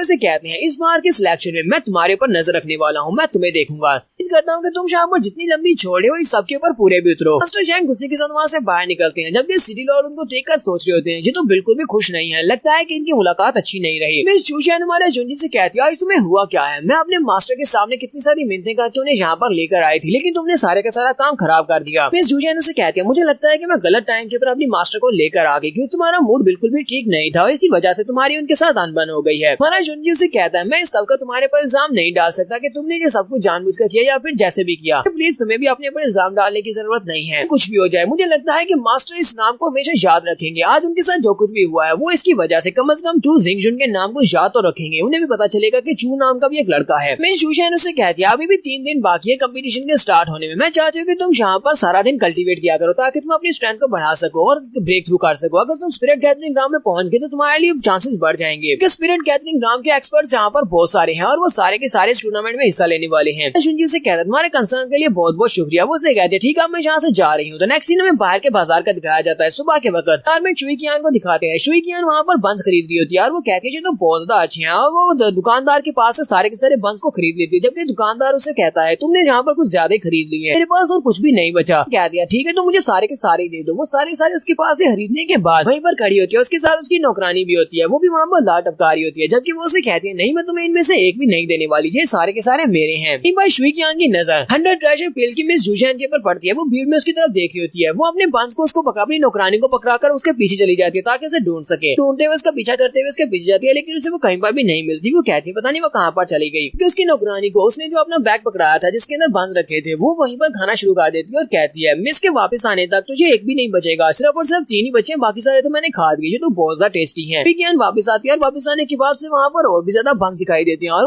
वो भी खरीद लेती है। देती है। जुजन वाकई में वहाँ से गुजरी होती है। वो वहाँ पर आती है जुंजी से मिलने के लिए। वो जुंजी के होटल से बाहर आती है तो शैन और सिटी लॉर्ड से कहती है, तो मैं यहाँ पर तुम लोगों को फिर से मुश्किल में डाली हूँ, मैं जुंजी से मिलने के लिए आई हूँ। सिटी लॉर्ड उसे कहता है, लगता है कि तुम फिर से यहाँ पर जुंजी के साथ कुछ बात को डिस्कस करने के लिए आई हो। मिस किन उसे कहती है, नहीं मैं तो सिर्फ यहाँ पर उसे मिलने के लिए आई हूँ। जुंजी उसे कहता है, तो फिर मिस किन जल्दी से अंदर आ जाओ, बाहर काफी ज्यादा ठंड है। वो उसके लिए बंस भी लेकर आई होती है। वो उसे कहती है, इस मार्केट में ये सबसे ज्यादा टेस्टी बंस है, मैं तुम्हारे लिए लेकर आई हूँ। वो एक निकाल कर उसे कहती है, चलो चेक करो, ये केक ब्लैक वाटर सिटी के सबसे बेस्ट केक है। जुंजी उसे कहता है, तुम्हारा बहुत बहुत शुक्रिया, लेकिन मुझे बिल्कुल भी भूख नहीं लगी। तो मिस जुजान उसे कहती है, अब तो मुझे तुम्हारी फिक्र होने लगी है, तुम इतना ज्यादा परेशान क्यों हो। जुंजी उसे कहता है, तुम्हें मेरे लिए परेशान होने की जरूरत नहीं है, ये वाला कंपटीशन तो एक बहुत ही लो लेवल का कंपटीशन है, मैं इस तरह के कंपटीशन को पास कर सकता हूँ। वो उसे कहती है, हाँ मुझे पता है, कितनी बार इस बात को कह चुके हो। इसी वक्त बाहर का सीन भी दिखाते हैं। सिटी लॉर्ड दीवार के साथ कान लगाकर उनकी बातें सुन रहे होते हैं। पॉइजन जैन उसे कहते हैं, सिटी लॉर्ड जो तुम क्या कर रहे हो। वो उसे कहते हैं, मैं इनकी बातें सुन रहा हूँ। तुमने देखा नहीं कि मिस जुजैन जहाँ पर बार बार आ रही है, मैंने कभी देखा नहीं है कि मिस जुजैन किसी में इतनी ज्यादा इंटरेस्ट ले रही हो। मुझे लगता है कि ये दोनों एक दूसरे को पसंद करते हैं, जहाँ पर मिस जुजैन इस लड़के को पसंद करती है। पॉइजन जैन उसका कान खींचते हुए कहता है, तो चलो जल्दी से यहाँ से निकलो, उन दोनों को अपनी पर्सनल बातें करने दो, तुम उनकी बातें नहीं सुन सकते। तुम्हारा जुंजी मिस जुजैन से कहता है, तुम अगर मास्टर जैक की स्टूडेंट हो, इसका मतलब ये है कि तुम्हारी फैमिली इंपीरियल फैमिली में होगी, इंपीरियल सिटी में होगी। तो मिस जुजैन उसे कहती है, हाँ मेरी फैमिली इंपीरियल सिटी में है। जुंजी उसे कहता है, मुझे किन फैमिली के बारे में इतना पता है कि इंपीरियल सिटी में किन फैमिली एक बिजनेस जॉइंट फैमिली है। साथ ही हमारा जुंजी से कहता है, क्या तुम किन टियानजू को जानती हो। वो उसे कहती है, हाँ मैं जानती हूँ, वो मेरे फादर है। जुंजी उसे कहता है, अच्छा तो वो तुम्हारे फादर है। मिस जुजैन उसे कहती है कि तुम्हें सच्ची बताऊं तो इस वक्त इंपीरियल सिटी में काफी कुछ अजीब चल रहा है, जिसकी वजह से मेरी किन फैमिली में भी काफी कुछ अजीब चल रहा है। साथ ही वो उसे बताती है कि मुझे मेरे फादर के पास से एक लेटर भी मिला है। मेरे फादर ने मुझे कहा है कि मुझे इंपीरियल सिटी में वापस आना होगा, इस सिलेक्शन कंपटीशन के खत्म होने के बाद मैं वापस जाने वाली हूँ। जुंजी उसे कहता है, अच्छा ठीक है, फिर मेरी एक बात को याद रखना, यहाँ से वापस जाने के बाद तुम्हें एक बंदे को इन्वेस्टिगेट करना होगा जिसका नाम किन टियान फेंग है। टियान फेंग हमारी जुजैन का अंकल होता है। वो उसकी बात सुनने के बाद काफी हैरान होती है कि इसने यहाँ पर ये क्यों क्या कहा कि जाकर उसको इन्वेस्टिगेट करना। तो मिस जुजैन वहाँ पर से चली जाती है, जबकि हमारा जुंजी सोच रहा होता है, मुझे नहीं पता था कि ये किन टियानजू की बेटी है। जुंजी कहता है, लास्ट लाइफ में जब मैं बहुत ज्यादा मुश्किल में था तब किन टियानजू ने मेरी मदद की थी। यहाँ पर उसकी बेटी को उसके अंकल को इन्वेस्टिगेट करने के बारे में बता दिया, क्योंकि लास्ट लाइफ में उसके अंकल ने उसकी फैमिली को बहुत ज्यादा नुकसान पहुंचाया था। लेकिन मैं यहाँ पर उनके लिए ज्यादा कुछ नहीं कर सकता जब तक कि मैं इंपीरियल सिटी में खुद नहीं पहुंच जाता। नेक्स्ट सीन अगले दिन का दिखाया जाता है तो कंपटीशन स्टार्ट होने वाला है। गली में बहुत सारे लोग होते हैं, स्पेशली बच्चे भागते हुए जा रहे होते हैं। वो लोग कहते हैं, हमें जल्दी जल्दी वहाँ पर पहुंचना होगा वरना हमें अच्छी सीट नहीं मिलेगी, हमें ये कंपटीशन देखना है। वहाँ पर बहुत सारी दुकानें लगी होती हैं, बहुत सारे लोग यहाँ पर खाने खरीद रहे होते हैं। वो लोग कहते हैं, जहाँ पर जितने भी कंटेंटर्स आने वाले हैं उन सभी को अच्छे से अच्छा खाना मिलना चाहिए ताकि उनका पेट भरा हो जब यहाँ पर वो फाइट करें। एक बार हमें उस कंपटीशन अरीना को दिखाया जाता है, वहाँ पर 5 झंडे लगे होते हैं। ये 5 झंडे 5 बड़ी फैमिलीज को रिप्रेजेंट करते हैं, जिनके मास्टर यहाँ पर आने वाले हैं। अपने अपने झंडे के नीचे एल्डर्स बैठे होते हैं। दरवाजे के ऊपर जहाँ से कंटेस्टेंट की एंट्री होनी है वहाँ पर एक रिसेप्शनिस्ट बैठा होता है जो कि उनके लेवल्स को चेक कर रहा होता है, साथ ही उनके एंट्री कार्ड्स को चेक कर रहा होता है। तो बताता है कि इस बार के कंपटीशन के लिए रूल्स को चेंज किया गया है, तुम्हारी उम्र 20 साल से कम होनी चाहिए और साथ ही तुम्हारा कल्टीवेशन लेवल टेम्पलिंग के 8 लेवल से ऊपर होना चाहिए। कि वहाँ पर एक लड़का शोर मचा रहा होता है, उसे कहता है, लेकिन पिछली बार तो ये उम्र की हद 23 साल थी, मतलब तो यह है कि इस बार मैं हिस्सा नहीं ले सकता।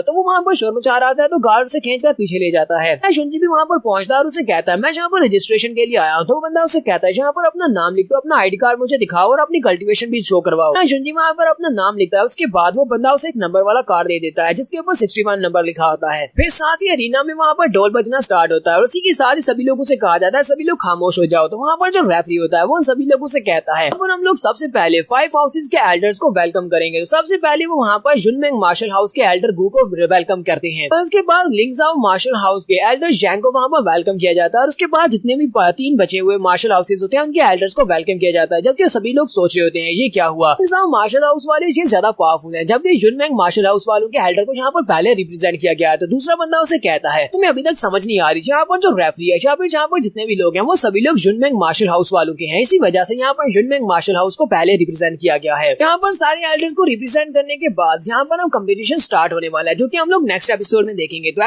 एपिसोड की एक्सप्लेनेशन अच्छी लगे तो कमेंट करके जरूर बताइएगा। चैनल को सब्सक्राइब कर दें, वीडियो को लाइक और शेयर कर दें। शुक्रिया।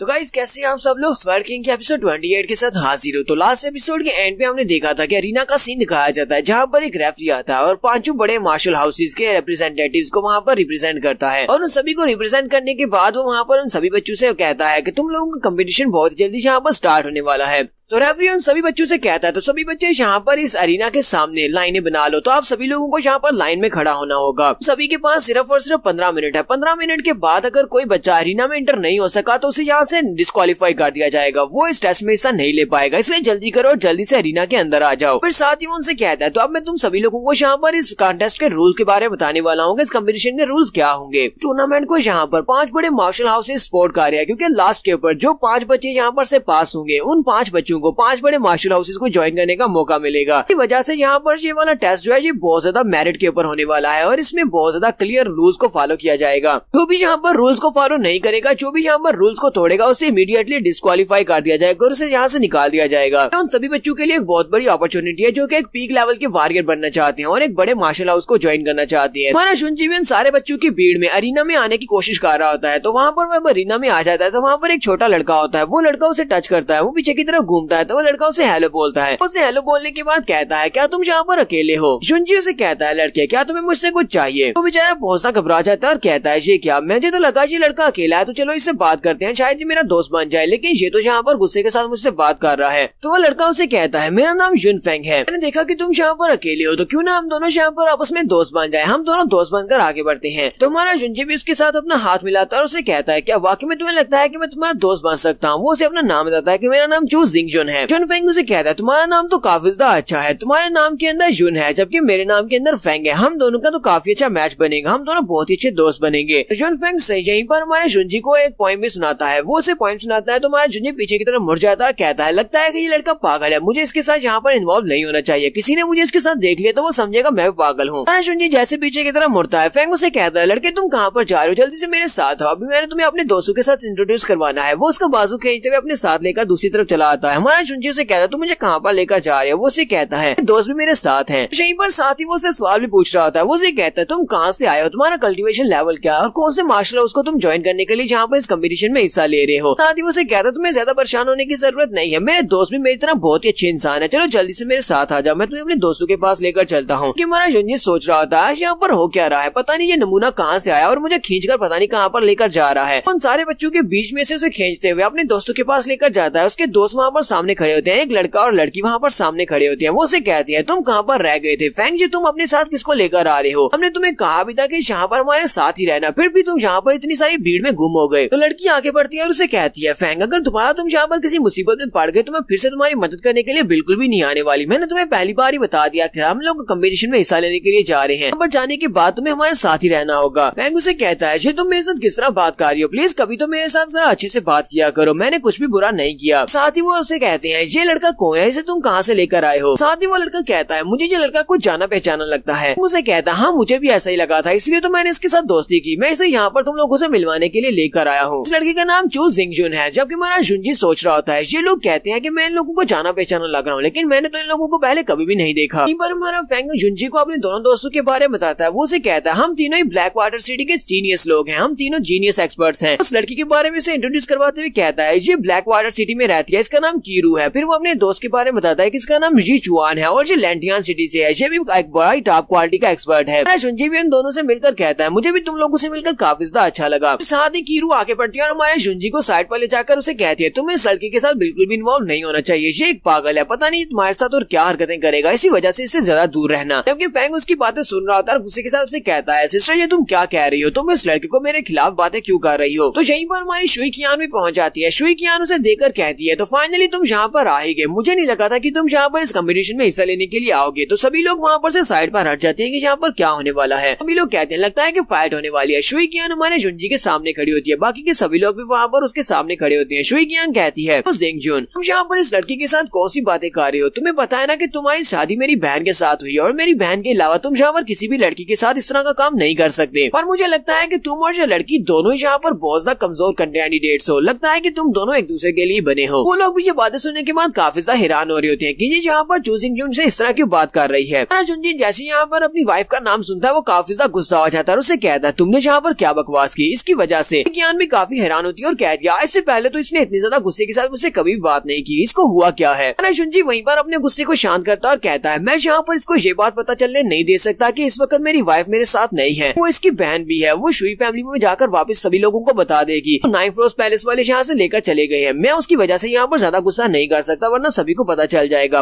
हो सकता है कि मैं इस कंपटीशन से डिस्क्वालीफाई भी हो जाऊं। तो शुइकियान हमारे जुंजी से कहती है, क्या तुम्हें वो चैलेंज आज भी याद है? लास्ट टाइम तुमने मुझसे कहा था कि 1 साल के बाद जो कंपटीशन होने वाला है उस कंपटीशन में तुम मुझे हरा दोगे। लेकिन सर अपनी तरफ देखो तो सही, तुम अपनी कल्टीवेशन में स्पिरिट गैदरिंग ग्राम तक भी नहीं पहुंच पाए। अगर मैं यहाँ पर तुमसे सच्ची बात कहूँ तो मैं तुम्हें बहुत ज्यादा डिसअपॉइंट हुई हूँ, क्योंकि मुझे लगता है कि तुम कभी भी इस टेस्ट को पास नहीं कर सकते। मुझे पता है कि तुमने हमारी शुई फैमिली के ऊपर बहुत सारी ट्रिक्स को यूज किया, तुमने बार बार हमारी शुई फैमिली के ऊपर अटैक्स किए ताकि तुम हमारी शुई फैमिली के पीस को डिस्टर्ब कर सको, ताकि मैं ठीक से कल्टीवेट ना कर सकूं। ये तुम्हारा एक प्लान था, तो मुझे डिस्ट्रैक्ट कर सको, मैं कल्टीवेट करके अपनी कल्टीवेशन को ना बढ़ा सकूं, ताकि तुम आसानी के साथ इस कंपटीशन में मुझे हरा दो। मैंने तुम्हारे इस प्लान को नाकाम बना दिया। मैं इस वक्त स्पिरिट गैदरिंग के 4th लेवल तक पहुंच चुकी हूँ। तुम कुछ भी कर लो, तुम हमारी शुई फैमिली को नुकसान नहीं पहुंचा सकते। एक बहुत ही घटिया इंसान हो जिसने ट्रिक्स को यूज करते हुए अपनी कल्टीवेशन को तेजी के साथ बढ़ाया है। तुम इस लायक नहीं हो कि तुम्हें इस कंपटीशन में हिस्सा लेने का मौका दिया जाए, तुम्हें यहाँ से डिस्क्वालीफाई कर दिया जाना चाहिए। जबकि तुमने इस कंपटीशन को ज्वाइन कर ही लिया है, तो अगर हमारा मुकाबला यहाँ पर कंपटीशन में होता है तो फिर ठीक है, मैं तुम्हें अपनी पावर्स दिखाऊंगी, मैं तुम्हें दिखाऊंगी कि असली पावर क्या होती है। जुंजी से कहता है, तुमने जितना कहना था क्या तुमने कह दिया। तो शुइकियान उसे कहती है, अब यहाँ पर पछताने का क्या फायदा है? अब अगर तुम पीछे भी हटना चाहो तो अभी तुम पीछे नहीं हट सकते, क्योंकि तुम एरिना के अंदर आ चुके हो, ना ही मैं तुम्हारे पर जरा भी तरस खाने वाली हूँ। इतनी सारी बातें करने के बाद शुइकियान पीछे की तरफ मुड़ जाती है और उसे कहती है, आज मैं तुम्हें यहाँ पर दिखा दूंगी कि तुम कुएं के अंदर बैठे हुए एक मेंढक की तरह हो, जिसे लगता है कि उसका कुआं एक बहुत ही बड़ी दुनिया है। जुंजी से कहता है, ठीक है, फिर मैं तुम्हारा इंतजार करूंगा, मैं भी तो देखूंगा तुम क्या कर सकती हो। तो फेंग को यहाँ पर जितने भी कंटेस्टेंट्स होते हैं उन सभी की डिटेल्स के बारे में पता होता है। वो कहता है, ये तो ज़ीफेंग सिटी की सबसे जीनियस लड़की है और इसका नाम शुइकियान है। ये शुई फैमिली की यंग मिस है। सुना है कि इसकी मार्शल स्पिरिट 3रे ग्रेड की एक वाटर फॉक्स है, जो कि काफी ज्यादा पावरफुल है, और ऊपर से इसकी कल्टीवेशन लेवल भी स्पिरिट गैदरिंग के 3rd लेवल पर है। के कंपटीशन में ये एक बहुत ही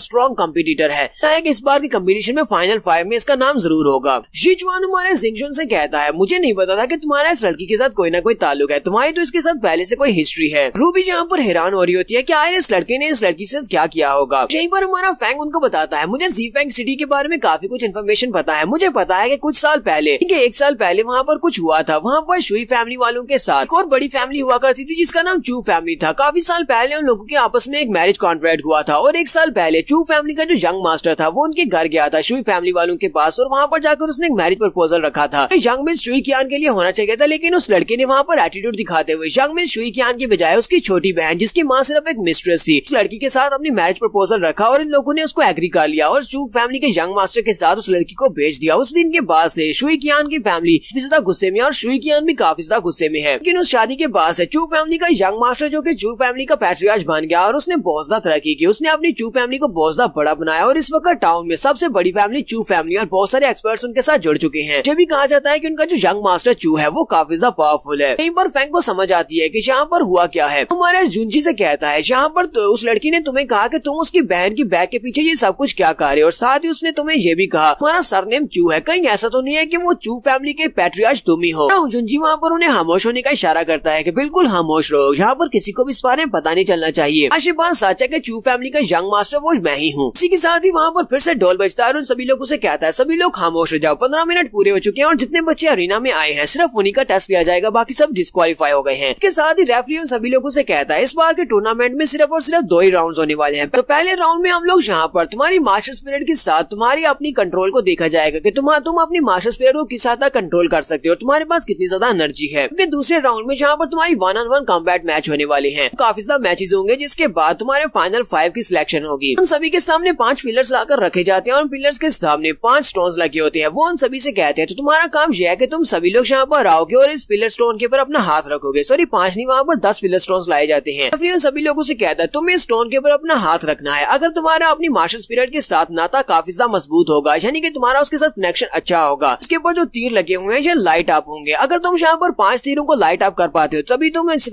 दूसरे सेकंड टेस्ट के लिए क्वालिफाइड हो पाओगे। लेकिन अगर तुम यहाँ पर 5 से कम को लाइट अप कर पाते हो तो फिर तुम डिस्क्वालीफाई हो जाओगे। स्नेयरिंग स्टोन के ऊपर टोटल 9 तीर हैं। अगर तुम इन 9 के 9 एरोज को यहाँ पर लाइट कर पाते हो तो इसका मतलब यह कि तुम एक बहुत ही पावरफुल वॉरियर हो, लेकिन ऐसा होने वाला नहीं है। इसके साथ ही वो रेफरी उन सभी लोगों से कहता है, तुम सभी लोगों को जब तुमने रजिस्ट्री करवाई थी वहाँ पर तुम्हें एक लकड़ी का टोकन दिया गया था जिसके ऊपर एक नंबर लिखा हुआ है। यही नंबर आगे वाले सेकंड राउंड में भी इस्तेमाल होगा, इसलिए इस टोकन को गुम मत करना। राउंड में तुम सभी के मैचेस इसी टोकन के नंबर के बिहाव पर होने वाले हैं। साथ ही वो उनसे कहता है, तो पहला राउंड यहाँ पर ऑफिशियली बिगन करते हैं। तो पहले 10 बच्चे यहाँ पर इन टैबलेट स्टोन के सामने आकर खड़े हो जाओ और अपना हाथ रखो। 10 बच्चे वहाँ पर ऊपर चले जाते हैं। तो यहीं पर एपिसोड 28 का एंड करेंगे। नेक्स्ट एपिसोड में देखेंगे कि हमारा जुंजी जहाँ पर इस टेस्ट को पास कर पाएगा या नहीं। तो एपिसोड की एक्सप्लेनेशन अच्छी लगी हो तो कमेंट करके जरूर बताइएगा। चैनल को सब्सक्राइब कर दे, वीडियो को लाइक और शेयर कर दे। शुक्रिया।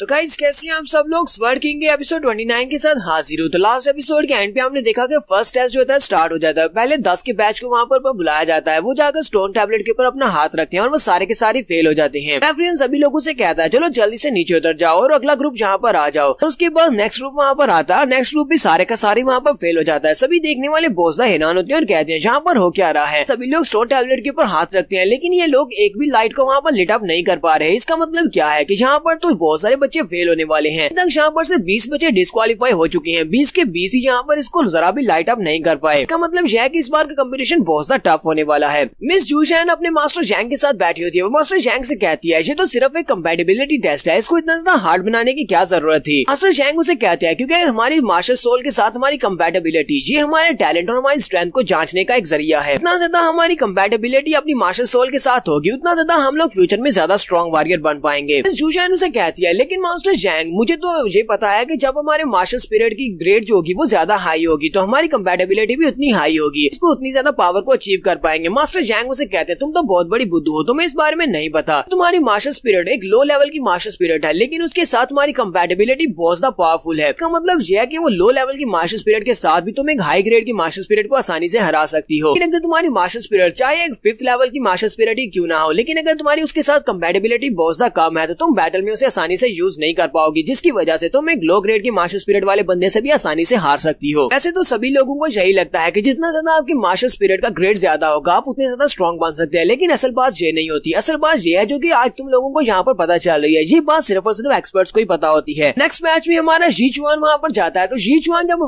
थ्रोन के ऊपर हाथ रखता है तो वो वहाँ पर पूरी 5 लाइट्स को लिट अप करता है। तभी देखने वाले कहते हैं इस लड़की ने तो यहाँ पर 5 लाइट्स को लिट अप किया है, इसका मतलब ये पास हो गया है। तो फाइनली इतने सारे बच्चों में से पहला बच्चा निकला है जो पास हुआ है। हमारे जीचुआन के पास जो मास्टर स्पिरिट होती है वो ब्लैक फेस सेप होती है और वो तीसरे ग्रेड की मास्टर स्पिरिट होती है और इसकी अपनी मास्टर स्पिरिट के साथ काफी अच्छी कंपैटिबिलिटी होती है।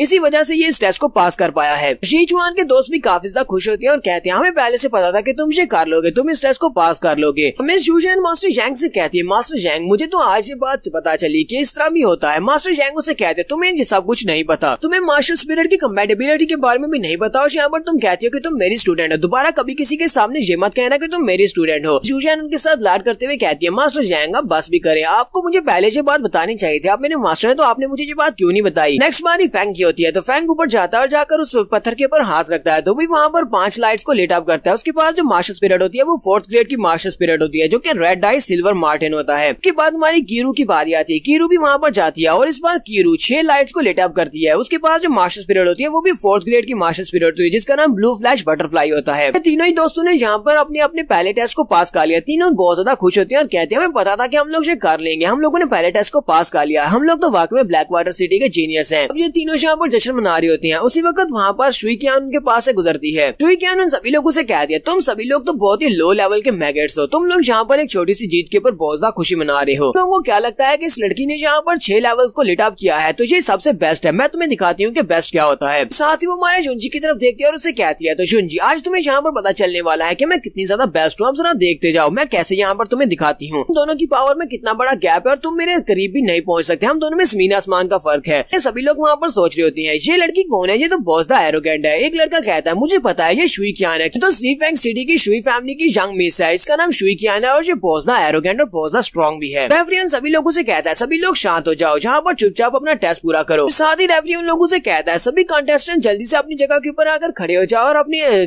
टेस्ट को स्टार्ट करो। तो सभी लोग वहाँ पर अपनी अपनी जगह पर जाकर खड़े हो जाते हैं। हमारे शुइकियान भी पत्थर के ऊपर हाथ रखती है। पास जो मास्टर स्पिरिट है वो 4th ग्रेड की मास्टर स्पिरिट है जो कि वाटर फॉक्स है। वो उस पत्थर के ऊपर हाथ रखती है तो वहाँ पर जबरदस्त एनर्जी निकलती है और इसी एनर्जी के साथ ही सभी लोग बहुत ज्यादा हैरान हो जाते हैं क्योंकि वहाँ पर वो पूरे की पूरी 7 लाइट्स को लिट अप करती है। सभी लोग साथ में काफी ज्यादा खुश भी होते हैं कि ये लड़की काफी ज्यादा खूबसूरत भी है और काफी ज्यादा एरोगेंट भी है, लेकिन इसकी पावर भी काफी ज्यादा है। तो इन लोगों ने रेफरी को क्योंकि यहाँ पर पहले से सेटअप किया हुआ है तो रेफरी यहाँ पर इसकी तारीफें करने में कोई भी कसर नहीं छोड़ता। रेफरी कहता है तो शुइकियान जो कि जी फैंग सिटी की शुई फैमिली से है। ये एक बहुत ही कमाल की लड़की है। अगर ये सिर्फ और सिर्फ 16 साल की स्पिरिट गैदरिंग के 3rd लेवल तक पहुंच चुकी है और ऊपर से इसके पास 4th ग्रेड की मास्टर स्पिरिट है और इसकी अपनी मास्टर स्पिरिट के साथ कंपैटिबिलिटी बहुत ज्यादा अच्छी है। एक इस तरह का टैलेंट है जिस तरह का टैलेंट 5 बड़े मार्शल हाउसेज में से किसी भी एक मार्शल हाउस को लाजमी चाहिए होगा। वाकई में एक बहुत बड़ी जीनियस और लायक लड़की है। तो मास्टर शैंग भी शुई कियान को देखने के बाद कहते हैं हाँ ये लड़की काफी ज्यादा टैलेंटेड है। अगर हम लोग चाहें तो हम लोग अपने मार्शल हाउस में इस लड़की को रिक्रूट कर सकते हैं। जबकि मिस जू जैन से कहते हैं लेकिन मास्टर मुझे ये लड़की बिल्कुल भी पसंद नहीं है। उसके मास्टर से कहते हैं हम लोग यहाँ पर अपने लिए एक डिसाइपल को रिक्रूट करने के लिए आए हैं, ना कि यहाँ पर तुम्हारे हस्बैंड को ढूंढने के लिए आए हैं। ये बात सुनते ही मिस जू जैन शर्माना शुरू कर देती है और कहती है मास्टर आप इस तरह की गंदी बात मुझसे कैसे कर सकते हैं। फिर साथ ही वो अपने मास्टर से कहती है मास्टर आपको यहाँ पर इस लड़की के बारे में भूल जाना चाहिए क्योंकि ये लड़की तो पहले से जुनमेंग मार्शल हाउस में सिलेक्ट हो चुकी है। मास्टर शैंग उसे कहते हैं हाँ वो तो मुझे दिख रहा है, क्या तुमने देखा नहीं वहाँ पर रेफरी किस तरह उसकी तारीफें कर रहा था, उसने तो वहाँ पर उसकी तारीफों के पुल बांध दिए। शुई कियान अपने टेस्ट को पास करने के बाद नीचे की तरफ उतरती है। सभी लोग कहते हैं देखो जरा जीनियस ब्यूटी नीचे उतर कर आ रही है और ये कितनी ज्यादा खूबसूरत है और कितनी ज्यादा एरोगेंट है। ब्यूटी को बिल्कुल इसी तरह होना चाहिए, खूबसूरत, एलिगेंट और बहुत ज्यादा पावरफुल। शुई कियान भी सोच रही होती है बेवकूफो चलो जल्दी से यहाँ पर मेरी वर्शिप करना स्टार्ट करो, हाँ मैं यहाँ पर सबसे ज्यादा स्ट्रॉन्ग हूँ। मानव फैंग जुनजी से कहता है लो वो सीधी हमारी तरफ ही आ रही है, लगता है वो फिर से यहाँ पर आकर तुम्हें कुछ ना कुछ जरूर कहेगी। इन दोनों भी वहाँ पर चुप करके खड़े हो जाते हैं। तो शुई कियान सीधी जुनजी के पास आती है और उसे कहती है क्या तुमने देखा यहाँ पर उस स्टोन को लिट अप कर सकती है और 7th लेवल तक उसको लिट अप किया है। मेरे अलावा तो यहाँ पर कोई भी बड़ा जीनियस नहीं है, मैं सबसे बड़ी जीनियस हूँ। यहाँ तक कि एग्जामिनर जो रेफरी था वो भी बहुत ज्यादा शॉक हो गया था, इसीलिए मैं यहाँ पर सबसे ज्यादा बेस्ट हूँ। कीरू उसे कहती है तुम्हें यहाँ पर ये सब कुछ कहने की जरूरत नहीं है, अभी ये टेस्ट खत्म नहीं हुआ, क्या पता यहाँ पर तुमसे भी ज्यादा बड़ा जीनियस कोई निकल आए। फिर कियान उसे कहती है बस भी करो, तुम तो मुझसे बड़ी जीनियस नहीं हो सकती क्योंकि तुम्हारा लेवल तो मुझसे लो है। साथ ही हमारे जुनजी से कहती है तो जुनजी मुझे लगता है कि अगली बारी तुम्हारी है, फिर देखते हैं कि तुम वहाँ पर क्या कर पाते हो। मुझे नहीं लगता कि तुम वहाँ पर उस स्टोन लाइट को लाइट अप भी कर पाओगे क्योंकि तुम्हारे पास तो 1st ग्रेड की मास्टर स्पिरिट है। मैं तो तुम्हारे चेहरे की तरफ देखना चाहती हूँ कि स्टेज के ऊपर जाने के बाद जब तुम बहुत ज्यादा शर्मिंदा होगे तुम्हारे चेहरे के लुक्स कैसे होने वाले हैं। जुनजी उसे कहता है ठीक है फिर वहाँ पर जाने के बाद ही पता चलेगा। उसके बाद अगले कंटेस्टेंट की बारी आती है। हमारा नंबर 61 भी होता है यानी हमारा जुनजी भी होता है। हमारा जुनजी भी इन सभी के साथ ऊपर चला जाता है। हमारा जुनजी जाकर स्टोन के सामने खड़ा हो जाता है और कहता है तो के टेस्ट में ये लोग इस तरह के टेस्टर्स को यूज कर रहे हैं, ये वाले टेस्टर्स तो बहुत ज्यादा बेकार और लो क्वालिटी के हैं। मुझे नहीं लगा था कि 5 बड़े मार्शल हाउसेज वाले इस तरह के लो क्वालिटी के टेस्टर्स को यहाँ पर यूज करेंगे क्योंकि ये तो एनर्जी के साथ बहुत ही जल्दी टूट जाएगा। ये वाले टेस्टर सिर्फ उन्हीं लोगों के लिए यूज किए जा सकते हैं जिनके पास बहुत ही लो लेवल की मार्शल स्पिरिट होती है, अपनी मार्शल स्पिरिट के साथ कंपैटिबिलिटी भी बहुत ज्यादा लो होती है। तो सभी लोग जैसे वहाँ पर अपने अपने स्टोन के ऊपर हाथ रखते हैं तो उनकी एनर्जी निकलना स्टार्ट होती है। जुनजी स्टोन के ऊपर हाथ रखता है लेकिन उसकी एनर्जी वहाँ पर रिलीज नहीं होती। शुई कियान कहती है ये क्या तुम यहाँ पर कर क्या रहे हो, यहाँ पर किसका इंतजार कर रहे हो, चलो जल्दी करो इसको लाइट अप करना स्टार्ट करो, हम भी तो देखें कि तुम क्या कर सकते हो। तो तुम शर्मिंदा नहीं होना चाहते तो वहीं पर अभी वापस आ जाओ। जुनजी जब अपनी मार्शल स्पिरिट को वहाँ पर रिलीज करता है तो उसकी मार्शल स्पिरिट एक तलवार होती है जो कि 1st ग्रेड की मार्शल स्पिरिट है, स्पिरिट स्वर्ड।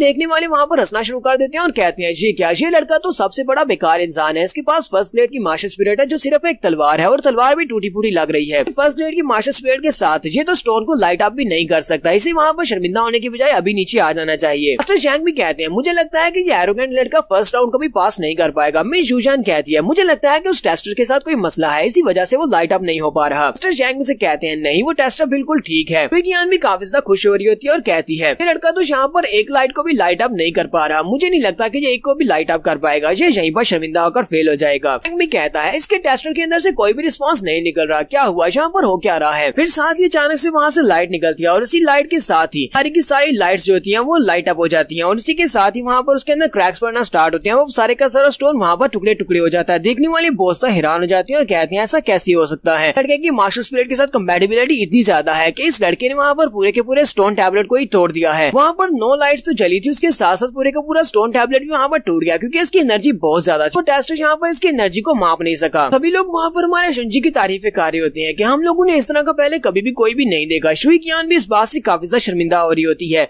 शैंग भी इस बात से बहुत ज्यादा हैरान होती है, जबकि जुनमेंग मार्शल हाउस और बाकी के जितने भी एल्डर्स होते हैं वो सभी लोग भी हैरान हो रहे होते हैं और कहते हैं तो वाकई में सच है कि हमने आज तक इस तरह का कोई भी लड़का नहीं देखा। हालांकि इसकी मार्शल स्पिरिट एक 1st ग्रेड की मार्शल स्पिरिट है लेकिन इसकी अपनी मार्शल स्पिरिट के साथ जो कंपैटिबिलिटी है वो बहुत ज्यादा है। इस तरह की कंपैटिबिलिटी वाला लड़का हमने आज तक नहीं देखा है। ये तो हमारे मार्शल हाउस को ज्वाइन करने के लिए बिल्कुल परफेक्ट है। मिस यूजैन अपने मास्टर जैंग से कहती है मास्टर जैंग आप बताओ कि क्या आप इसको ज्वाइन करने के लिए कहोगे या नहीं। अब तो आपको जाकर इससे कहना चाहिए कि ये हमारे मार्शल हाउस को ज्वाइन कर ले। मास्टर जैंग भी वहाँ पर सोच रहे होते हैं ये लड़का वाकई में बहुत ज्यादा यूनिक है। तो रेफरी आगे बढ़ता है और हमारे जुनजी से कहता है लड़के ये तुमने क्या किया, तुमने यहाँ पर हमारे टेस्टर को तोड़ दिया है। क्या तुम्हें पता है कि ये हमारी जुनमेंग मार्शल हाउस की प्रॉपर्टी है, तुम्हें इसकी भरपाई करनी होगी, तुम्हें इसके लिए लिए पे करना होगा। जुंजी उसे कहता है हाँ ठीक है मैं यहाँ पर इसको पे करूंगा। वो रेफरी अंदर से सोच भी रहा होता है कि मैंने इस तरह का कोई भी एक्सपर्ट पहले कभी नहीं देखा। इसने ना सिर्फ यहाँ पर लेवल 9 को अचीव किया बल्कि इसने साथ ही टेस्टर को भी तोड़ दिया है। ये इसकी स्ट्रेंथ है जिसकी वजह से इसने टेस्टर को तोड़ा है। रेफरी क्योंकि जुनमेंग मार्शल हाउस का बंदा है इसी वजह से उसने यहाँ पर इसके लिए मुश्किल तो क्रिएट करनी है। वो हमारे जुंजी से कहता है तुमने जानबूझकर हमारे इक्विपमेंट को तोड़ा इसी वजह से तुम्हें यहाँ पर 10 गुना ज्यादा कीमत देना होगी। जुंजी उसे कहता है मैंने तुम्हें कहा ना कि मैं तुम्हें इसके लिए पे कर दूंगा, मैंने यहाँ पर इसको जानबूझकर नहीं तोड़ा। रेफरी उसे कहता है मैंने आज तक किसी को भी नहीं देखा किसी स्टोन टैबलेट को तोड़ते हुए, तुमने जानबूझकर यहाँ पर अपनी पावर को एक्सर्ट किया होगा जिसकी वजह से तुमने इस टैबलेट को तोड़ दिया है। जुंजी से कहता है मैंने तुम्हें कहा कि मैंने कुछ भी गलत नहीं किया। आगे बढ़ता है उसे कॉलर से पकड़ता है और कहता है क्या तुम अभी भी यहाँ पर इस बात को मना कर रहे हो कि तुमने जानबूझकर इसको नहीं तोड़ा? अगर तुम यहाँ पर ठीक तरह से जवाब नहीं दोगे तो मैं तुम्हें डिस्क्वालीफाई भी कर सकता हूँ। तो यहाँ पर हमारी एपिसोड 29 का एंड करेंगे। एपिसोड की एक्सप्लेनेशन अच्छी लगी है तो कमेंट करके जरूर बताइएगा। चैनल को सब्सक्राइब कर दे, वीडियो को लाइक और शेयर कर दे। शुक्रिया।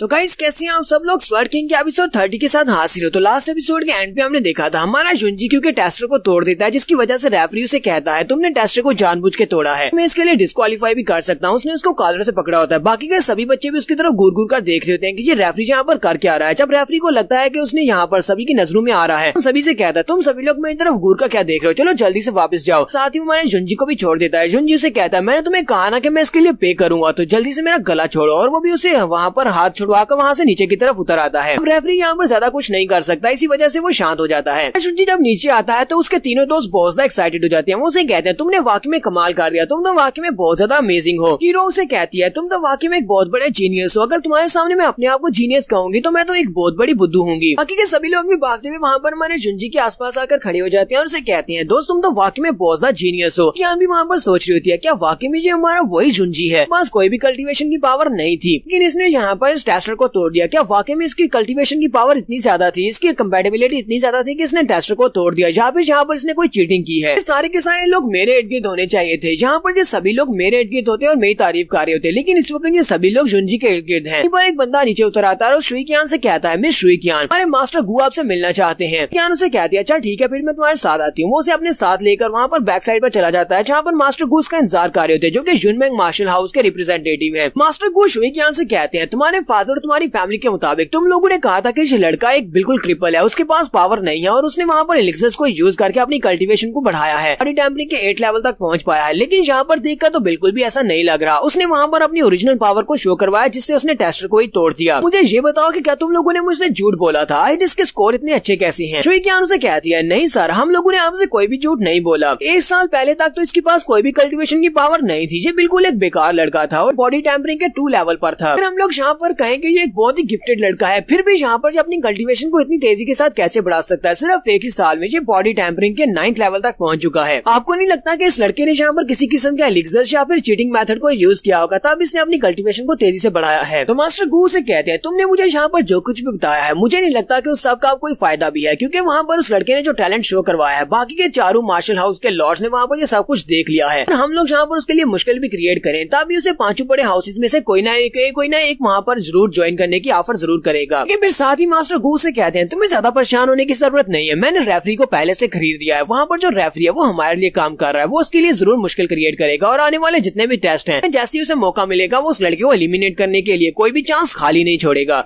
क्या उनसे कहती है तो मास्टर गु नेक्स्ट राउंड में मुझे उस लड़के के साथ फाइट करने दे। मास्टर गु से कहते हैं बेवकूफ मत बनो, तुम्हें लगता है कि तुम बहुत ज्यादा स्ट्रॉन्ग हो। हाँ तुम हो सकती हो स्ट्रॉन्ग, लेकिन हमें उस लड़के की एबिलिटीज के बारे में कुछ भी नहीं पता। अगर मैंने तुम्हें उस लड़के के साथ फाइट करने के लिए भेज दिया और तुम हार गई तुम्हारा सारे का सारा प्लान मिट्टी में मिल जाएगा, साथ ही तुम्हारे फादर के सामने मेरी क्या इज्जत रह जाएगी। लेकिन साथ ही फिर से वहाँ पर ढोल बजते हैं और रेफरी उन सभी लोगों से कहता है तुम्हारा फर्स्ट राउंड अब कम्प्लीट हो चुका है। यहाँ पर टोटल 300 बच्चों ने पहले राउंड में हिस्सा लिया था। उन 300 बच्चों में से सिर्फ और सिर्फ 54 बच्चे ऐसे हैं जो कि क्वालिफाइड हो सके हैं, वही सेकंड राउंड में जाएंगे। जितने बच्चे इस टेस्ट में पास हुए हैं उन सभी लोगों का नाम राइट साइड की दीवार के ऊपर लिखा गया है। वहाँ पर जाकर आप सभी लोग अपने नाम देख सकते हैं और आपके पास आपके टैग है जिनके ऊपर आपके नंबर लिखे हुए हैं। तो वाला टेस्ट हम लोग दोपहर के वक्त स्टार्ट करेंगे, तो अभी जाओ जाकर आप लोग एंजॉय करो, अभी रेस्ट का टाइम है और जाकर आप खाना पीना खाकर आ सकते हो। सभी लोग कहते हैं लगता है कि ब्रेक हो गई और सभी लोग वहाँ पर अरीना से बाहर निकल आते हैं। जुंजी और अपने दोस्तों के साथ वहाँ से बाहर निकलता है और सभी लोगों से कहता है ठीक है बाय मैं यहाँ से जा रहा हूँ। जुनफेंग उसे कहता है क्यों ना तुम हम तीनों के साथ चलो, हम लोग भी लंच करने के लिए जा रहे हैं, हम तीनों मिलकर एक रेस्टोरेंट में चलते हैं, हम लोगों ने पहले से एक रेस्टोरेंट रिजर्व किया हुआ है। जुनजी उसे कहता है नहीं, मुझे अभी अपने दोस्तों के पास जाना है, वो लोग भाई मेरा इंतजार कर रहे होंगे।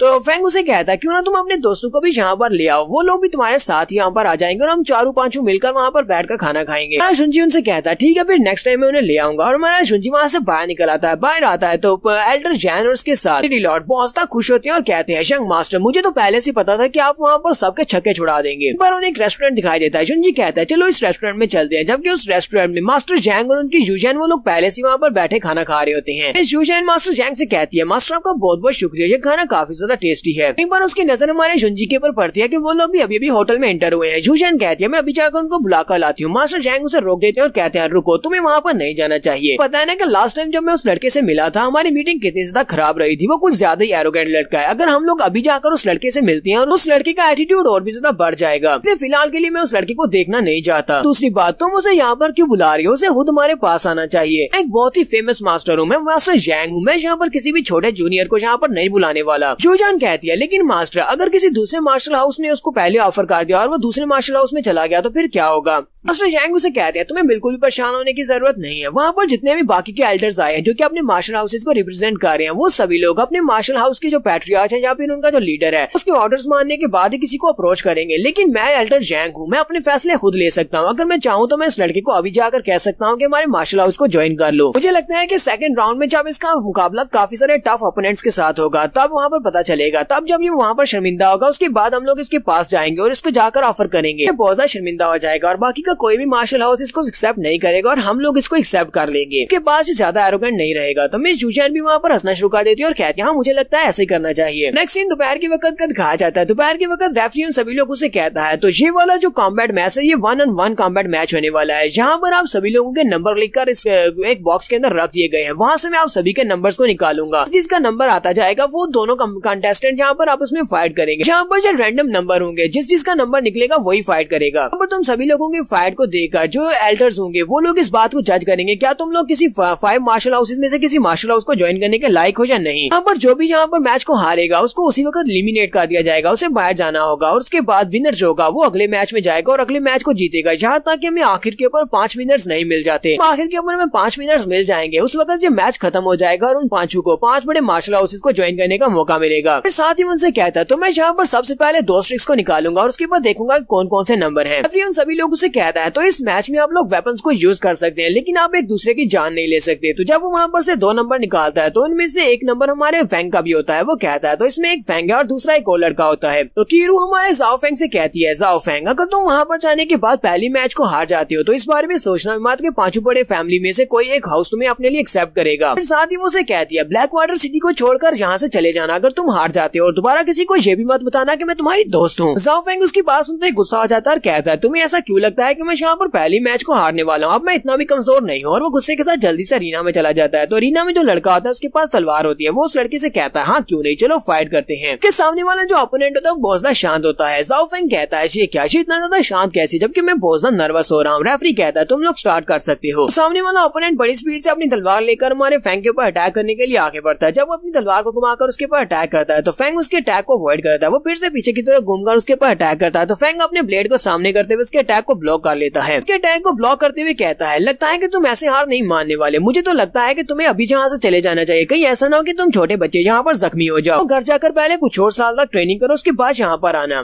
फैंग उसे कहता है क्या तुम्हें लगता है कि मुझे यहाँ से घर वापस जाना चाहिए। वो उसके अटैक को अवॉइड करते हुए अपनी तलवार को निकालता है और उसके गर्दन के ऊपर अपने ब्लेड को रख लेता है और यहीं पर वो लड़का इस मैच को हार जाता है और उसके बाद हमारा फैंग वापस आ जाता है। हमारा फैंग ने यहाँ पर अपने पहले मैच को जीत लिया है। उसके बाद रेफरी कहता है तो अब मैं यहाँ पर सेकंड मैच के लिए नंबर निकालने वाला हूँ। नंबर निकालता है तो वहाँ पर नंबर 9 वू जोंग और उसके साथ हमारे जुंजी का मुकाबला होता है। सभी लोग कहते हैं ये क्या सेकंड मैच में जुंजी का मुकाबला आ गया। तो जुंजी सभी लोगों से कहता है ठीक है फिर मेरे लिए प्रे करना, अब मैं जा रहा हूँ। तो वो चलता हुआ ऊपर चला जाता है। सभी लोग कहते हैं अब यहाँ पर देखने हैं क्या होने वाला है। जुंजी का जो ओपोनेंट होता है नंबर 9 वाला, वो एक काफी हट्टा कट्टा बंदा होता है। हालांकि वो सिर्फ 18 साल का है लेकिन उसका कद काफी ज्यादा बड़ा होता है और उसकी मूछें भी होती हैं। लोग कहते हैं लगता है कि ये लड़का इस मैच को हारने वाला है क्योंकि इन दोनों के पावर लेवल में बहुत बड़ा गैप है। जुंजी और रीना में जाता है और उस बंदे की तरफ देखकर कहता है क्या ये लड़का वाकई में 20 साल से कम का है, लगता तो नहीं है। हमारे जुंजी के सामने आकर खड़ा होता है, उसके सामने हाथ करता है और कहता है मैं तुम्हारा ओपोनेंट हूँ, मेरा नाम वू जोंग किंग है, तुमसे मिलकर काफी अच्छा लगा। हमारा जुंजी भी उसके साथ हाथ मिलाता है और उसे कहता है हाँ मुझे भी तुमसे मिलकर अच्छा लगा, मेरा नाम जुंजी है। वो लड़का उसे बताता है कि मैं 18 साल का हूँ हूँ। जैसे ही रेफरी वहाँ पर कहता है तो मैच स्टार्ट होता है। जैसे ही वो मैच स्टार्ट करने का कहता है क्योंकि वू किंग ने हमारे जुंजी का हाथ पकड़ा होता है, वो उसको हाथ से पकड़कर वहीं पर पटाखा ग्राउंड के ऊपर दे मारता है, जिसके साथ हमारे जुंजी के मुंह से ब्लड निकलना शुरू हो जाता है। इसी के साथ ही वो अपने बड़े से वेपन को निकालता है जो कि एक एक्स होता है। इसी के साथ ही हमारे जुंजी के ऊपर एक अटैक करता है, जिससे हमारा जुंजी जल्दी से नीचे से बाहर की तरफ हटता है ताकि उसके अटैक को अवॉइड कर सके। फाइट के स्टार्ट होते ही वो दूसरा लड़का वू किंग अपने